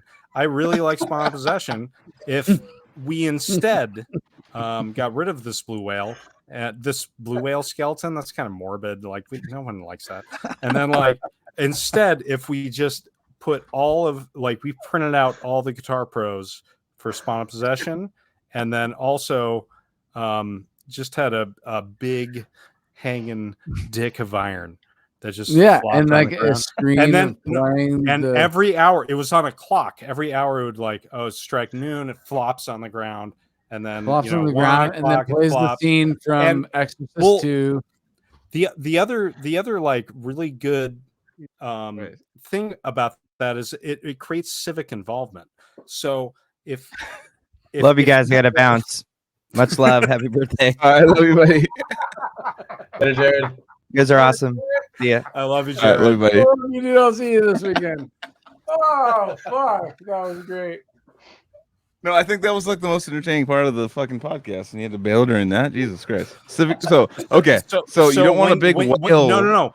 Much like a church bell, if you have the Spawn of Possession dick banging on the ground every hour, this is a calling card to the community. And also it makes you feel more involved as a citizen. So when you gather around the Spawn of Possession Guitar Pros, that would probably be in bronze. They'd be like in bronze, and then they'd all be up, and then every hour the dick would flop on the ground, but then we would know how to arrange our day. You know what I mean? So when you think about what's missing from society, it's actually local civic involvement. Okay.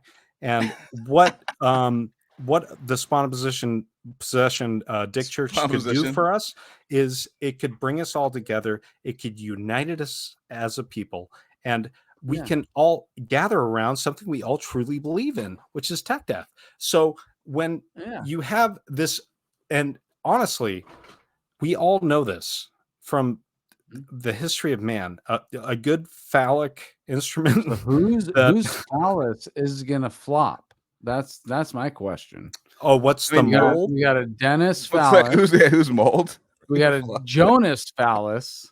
Dennis phallus, Jonas phallus. We have to do a measurement. We have to see who's got the. I think you flopping down right now. This would be a little complicated, but I think you would have to do a composition phallus of all the members, and I understand that would be we got like a Power Ranger situation where it'd be a Zoltan thing. Yeah, like it's like, oh, it's all bigger than for sure. And then called a composite mosaic. A composite mosaic. Dallas. And then and instead of the blue whales, if we had that, you know what I think it would solve? Everything. I think it would solve. I think it would too. I mean, we're would talking solve about all a of our strife.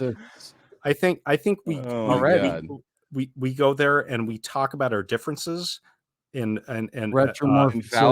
phallical size. No, in phallic terms. I'm like, no, I think anti-vax is a bigger dick, and then the person goes like, no, a vaxxing is big dick, and then we can have a real conversation. Okay, we can have a real conversation about stuff. Okay, sorry. If we just get kicked from Twitch, it got boring there, right there. That's boring there. Oh my god. But I will say this: Retromorph, the retro stuff is absolutely insane. Say the full band name. Retromorphosis. Okay. You said the Retromorphosis. The retro stuff is like super sick and like no. It's how amazing is it? It's Spawn of Possession. We've heard it. Well, it's funny because I talked to Casey earlier about this today. It's like and what it's got all the trappings of Spawn of Possession, but it's in a much more like it's a little. I guess you could call it less tech, but it's like a more accessible package. Guitar wise, it's like almost the same. I wouldn't call it the same. It's really close though. What I like about it is it's like it's very focused on really making those guitar parts like pop. Because the main problem I had with Spawn of Possession as they progressed was it was just like, dude, you do the best riff for like 9 milliseconds. Like what the you know what I mean? Oh wait, Trevor has his hand up. What's up? I just meant 1 second. Like that was like they do the best riff. No, seriously, no. I'm also curious to hear Casey's perspective on this because I know that you're a huge Spawn of Possession fan. Like that's like your basis, right? Foundation as a death metal person. So, like, what's it like to be in this band? I mean, you don't have to answer that if you don't want to, but I mean, I'm very. He just chuckles. No, I don't know how to. I don't know how to chime into this conversation. So much reality. This is so much reality, though. This is okay. People are paying attention to this and they're like, "Oh shit, dude, Casey Howard."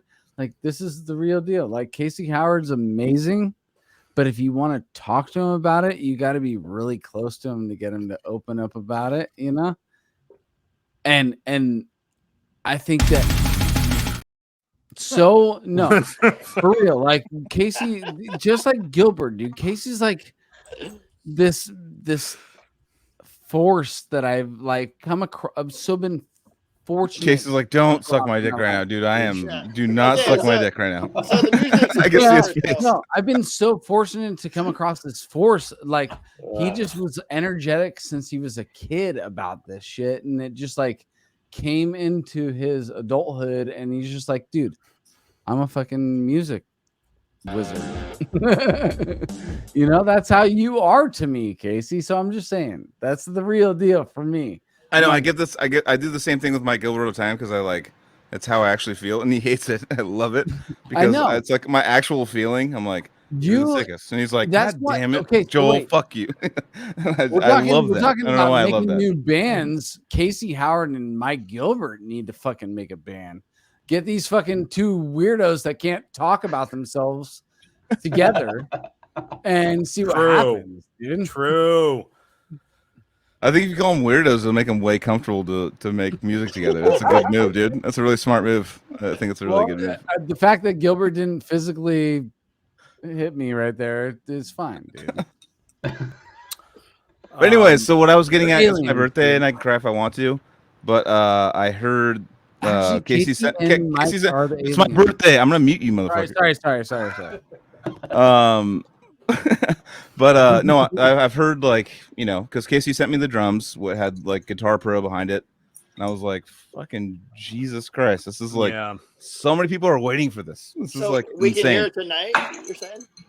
Yeah. I mean, after the pod ends, but like as far as like hearing that those people get together and fucking Casey just goes like, "Oh, I guess I got to record," and just like what Anthony was saying, it was fucking awesome. I was like, Jesus Christ, those beats work perfectly with the riffs. Mm-hmm. I'm like, God, this is like, I'm so glad that like my buddy is like jamming with Spawn, the thing I was obsessed with, and I still am. And putting his own like kind of like his Zach on it, just going like he's no, but just going Zach is like, dude, you're not like death metal, maybe more prog or something. I'm just kidding. But we gotta end this podcast because I'm like wasted. Why? And we gotta end it. 31 people here. What the fuck? Why do more people show up? I don't know. People showed up, dude. It's your birthday, dude. Come on. We got Kev Mueller in here, dude. Oh, Kev must have. What up, Kev? You rated? You must have rated us. I love Thanks, you, Kev. It's for Joel's birthday, dude. That's what's up. Doing? Also, why am I full screen? This sucks. Because it's your birthday, you fucker. So I have a halfway decent question for Alex and Mike. All right. Our resident shredder guitar players. So you guys are primarily known for being death metal musicians. Would you guys ever consider doing a project that has clean singing? Either of you? Corn all day. No. What? I don't care. You don't care. Mike. You don't care? Well, but I mean, it depends on like what the music is. I'm not down with playing fucking tech death and having cleaning vocals over it. No. But playing like Alice in Chains or fucking, something where a melody is necessary. Yeah, clean vocals. You find yourself in a progressive metal band. Also, too, by the way, can we? And I just ignored part of the question. Sorry about that. No. So to extrapolate on the question, the idea would be, and part of the issue I've run into is, I'm very into the guitar being very busy all the time. So one of the he is. You don't think we grew up with this? We grew up with this. They're it's busy, but it's like tasteful. So I disagree with that. As a person that's learned their songs, Trevor. But I mean, I think they're very tasteful. I think they are sometimes busy, but that's just a byproduct of the song structure. That's because I'm a Giga Chad. But sorry. One of the things I had to like kind of weirdly learn as I was dipping into like clean vocals was like, what the fuck is going on? Where's that coming from? Clean vocals was trying to like make room for clean vocals, which was like a weird puzzle to solve because I was so used to having the guitar fill all of the melodic elements, all of the dramatic elements, everything else. So like I always kind of fall back on like my Son of Aurelius experience was very much like, okay, all of my like instincts to like shred it up or like do whatever, it needs to be like scaled way back. Could you guys see yourselves doing that with the right vocalist, or how do you guys feel about that? Asking two people questions at the same time. Yeah, I'd sell out in a heartbeat. I'm already just like, my answer to the question is don't rely on me, dude. If you're gonna fucking scale back on me, don't rely on me. Well, Mike has to be careful because he's about to be in Cynic. You know what I mean? So I mean, this is a guy. kidding. But you got a little drop at the end of this one. Are you holding the Strandberg right now? Yeah. Let me see the headstock or lack of there for. Okay, there we go.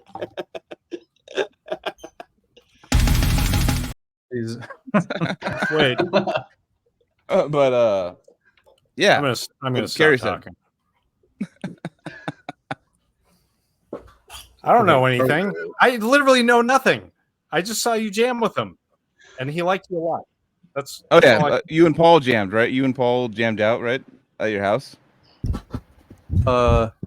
Yeah, he spent a couple days here, and I had he bought a Axifex 3, and he brought that up, and I'd made some patches, or actually I just kind of tweaked the patch that I've been using on Twitch for streaming and playing a lot of Cynic shit. So he used that live for, what was it, the South America thing and the cruise ship thing, and then I redid the patch, and he came back up, and Anthony, I and him hung out for a while, and we jammed. And the tour that they're doing now is the updated patch that I'm using, which is a Soldano patch in the X-Fix 3.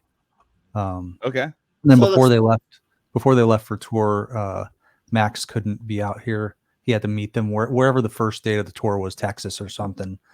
Max couldn't get out until that day, or maybe the day before the tour. So I went down to LA and rehearsed with them for 2 days, which was fucking incredible. That was awesome. Tell us more about that, please.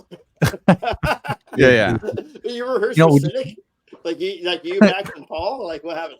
I know Mike's one of those people too that like would, you've played in front of Paul and stuff, but like you wouldn't just like take it from the music. You'd be like, you'd watch the videos of how they're playing it, the positions, and you take the positions differently, and play it the way they used to So play, my fingerings has to, like, my third finger has to be on the 9th fret when I play that riff. That's how Paul does it. Yeah. You can be tighter that way for sure. No, I try to like, I try, even I was so neurotic about it that I tried to learn like the string squeaks, like for position shifting and shit, and try to replicate the same string squeaks as the album.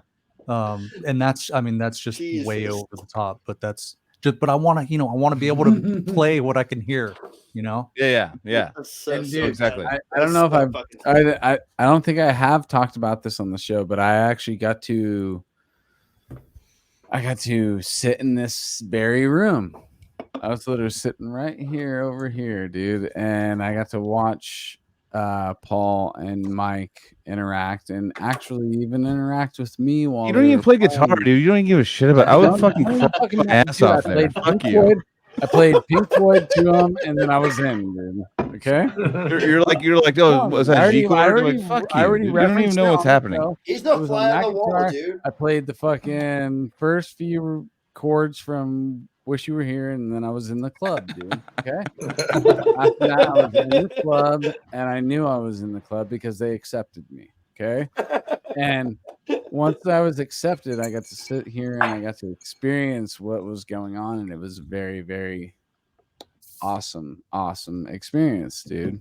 And it's super cool to see this like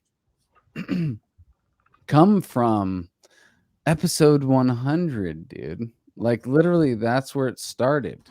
Like the fact that I was able to sit in Mike Gilbert's house with Paul Masvidal and looking to Mike for Mike was like Yoda, the Jedi had found Yoda, dude, and that kind of but it was like Masvidal's Yoda. I shouldn't say that. It was like a vice versa thing because no, I will say this truth.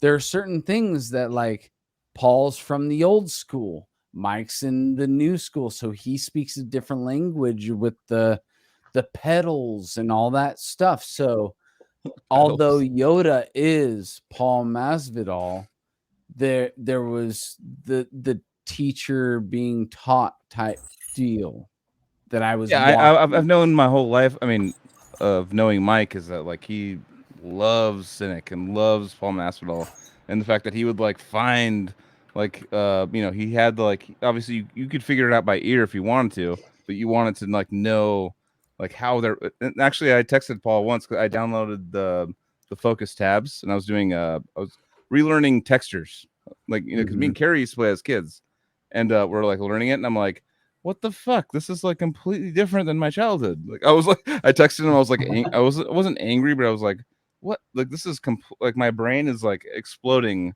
from what you're playing versus what Jason's playing. Like I had no idea that was, I thought like, I sent him a example of it, but I was like, man, you guys are so ahead of your fucking time. It's like one of those albums is just come out before it was like no one give a shit. Everyone's like kind of like, yeah, we want like heavy epic stuff. We're not like I don't want like all the riffs and all the jazz stuff. But now like it became a thing where everyone's just like, 20 years later, they're like, this is the building blocks of cool jazz, like death metal. It's like it was one of those reaches that they made that basically, I mean, as far as sales wise, it was a swing and a miss, but like, right, it was one of those ones that just like held the test of time, and people like would find like, what the fuck, it changed everything. It honestly changed everything. I'm curious, Mike, what capacity were you down there rehearsing with those guys? It's a trip. I'm sorry, I'm curious, like what capacity you went down to LA. You just went down there to like jam with them, or like? Well, I had redone the patches that they were using live, and it was a significant change. And they have all the patch changes are all plotted out via MIDI, so there's no. Is this the quad Cortex? No, Axfex 3. Oh, okay. But they have this box that they basically at the beginning of a set they hit play, and it's got feeds to everybody's in-ear monitors, and it's got the count-ins. Everybody's got their own click track. Yeah. It's got everybody's got their own click track setup, and it's got like your own mixes, and they have their own sounds and everything. And exactly, so that ties to the Axfex to change the presets so they don't have to do anything with their feet while they're playing. Holy shit! And there were a couple of parts here and there where the timing wasn't right, like it wasn't soon enough on the patch change, or it was switching to the wrong patch and that kind of stuff. And because we completely redid all the presets, I wanted them to be ready.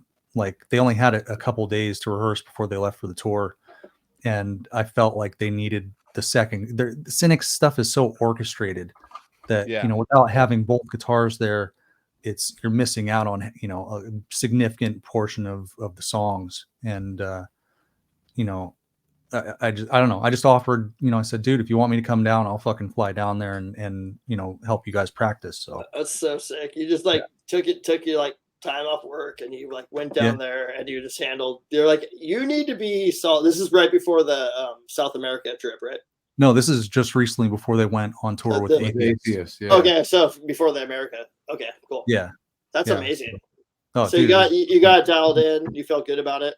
Yeah, and we fucking went through the whole set. We turned the lights off for the most part, except for like a little lamp in the corner, and played the whole set. And Paul was doing vocals, and dude, it was fucking great. It was phenomenal.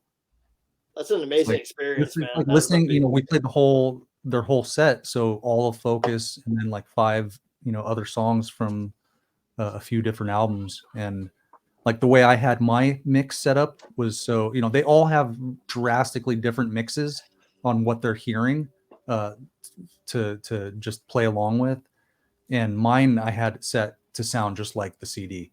So I had one guitar panned hard left, one guitar panned hard right, bass right down the middle.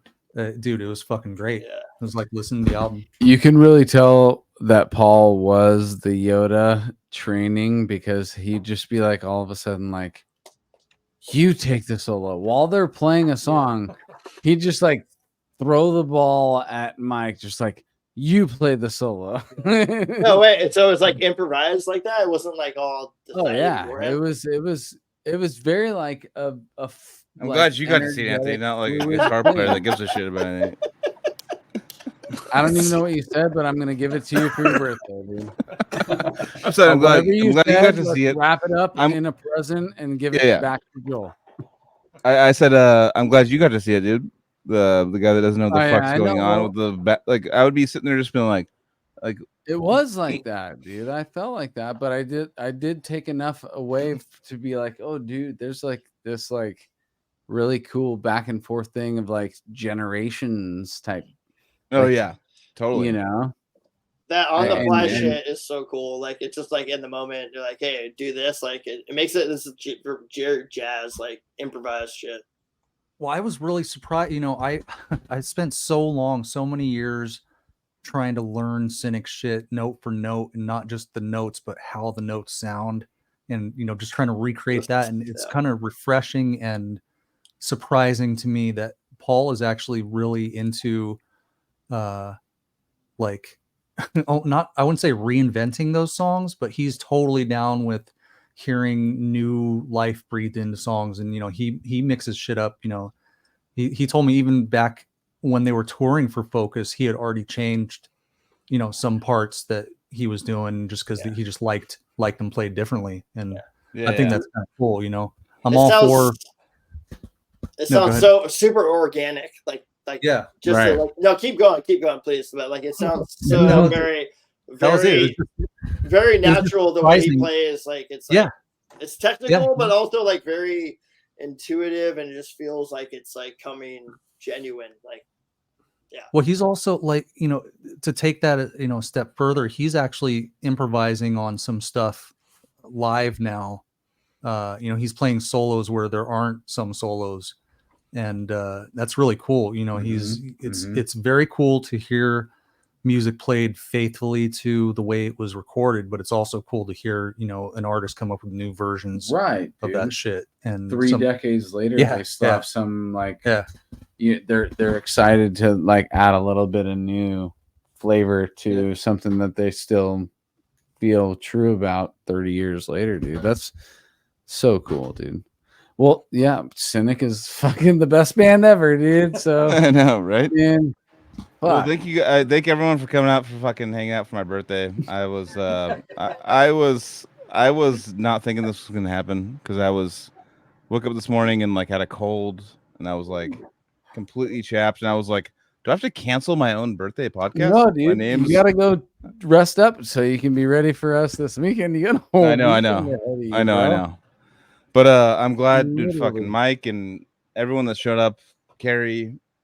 He got stuck in a blink, like a frozen blink, is all. But I'm gonna raid Mega Mike. Right, Mega Mike's the man. That's a happy birthday, Joel. Nice. Thank you. Happy birthday, Joel. But love you, bro. Thank you guys for showing up and hanging out. I fucking love it. I love all you guys, really. Yeah, I was really bummed this morning. I was like, I'm gonna have to cancel. I have to call out sick from work. Are we really bumping Concept Album Blitz for a second time? Is that? I already rated. Okay, and Gary, I was first vote, number one vote of that, and you saw how excited I was pre-pod. Casey just drove 7 hours and just sat down. You remember that kid. I will keep the hats. I will keep these hats for next time. Okay. Next time. I'm sorry that you're feeling sick on your birthday, dude, but I'm so weekend. Why are you feeling sick, weekend, dude? Please get over purpose. Take Dayquil at night, and I did all day. I slept like 14 hours today, and I woke up. 2 Tylenol, 2 Advil combo to get rid of the inflammation. Come on. All right, fucking Battle Force coffee. Do you have a mallard on your floor coffee? Yeah. You guys heard it in the beginning, dude. Battle Force Coffee, Cali Death Podcast. Buy our shit because we love you and you want us to keep it going. We're not going to stop, though. It doesn't matter if you guys buy our fucking shirts. All right. Love you guys. Happy birthday, Joel, dude. Bananas birthday, Joel. all around. Thank you, buddy. Dude. Buddies. I love you guys. Love you too, dude. Smoke whatever herbal supplements to make you feel better. Whether they're bananas. Not. All right.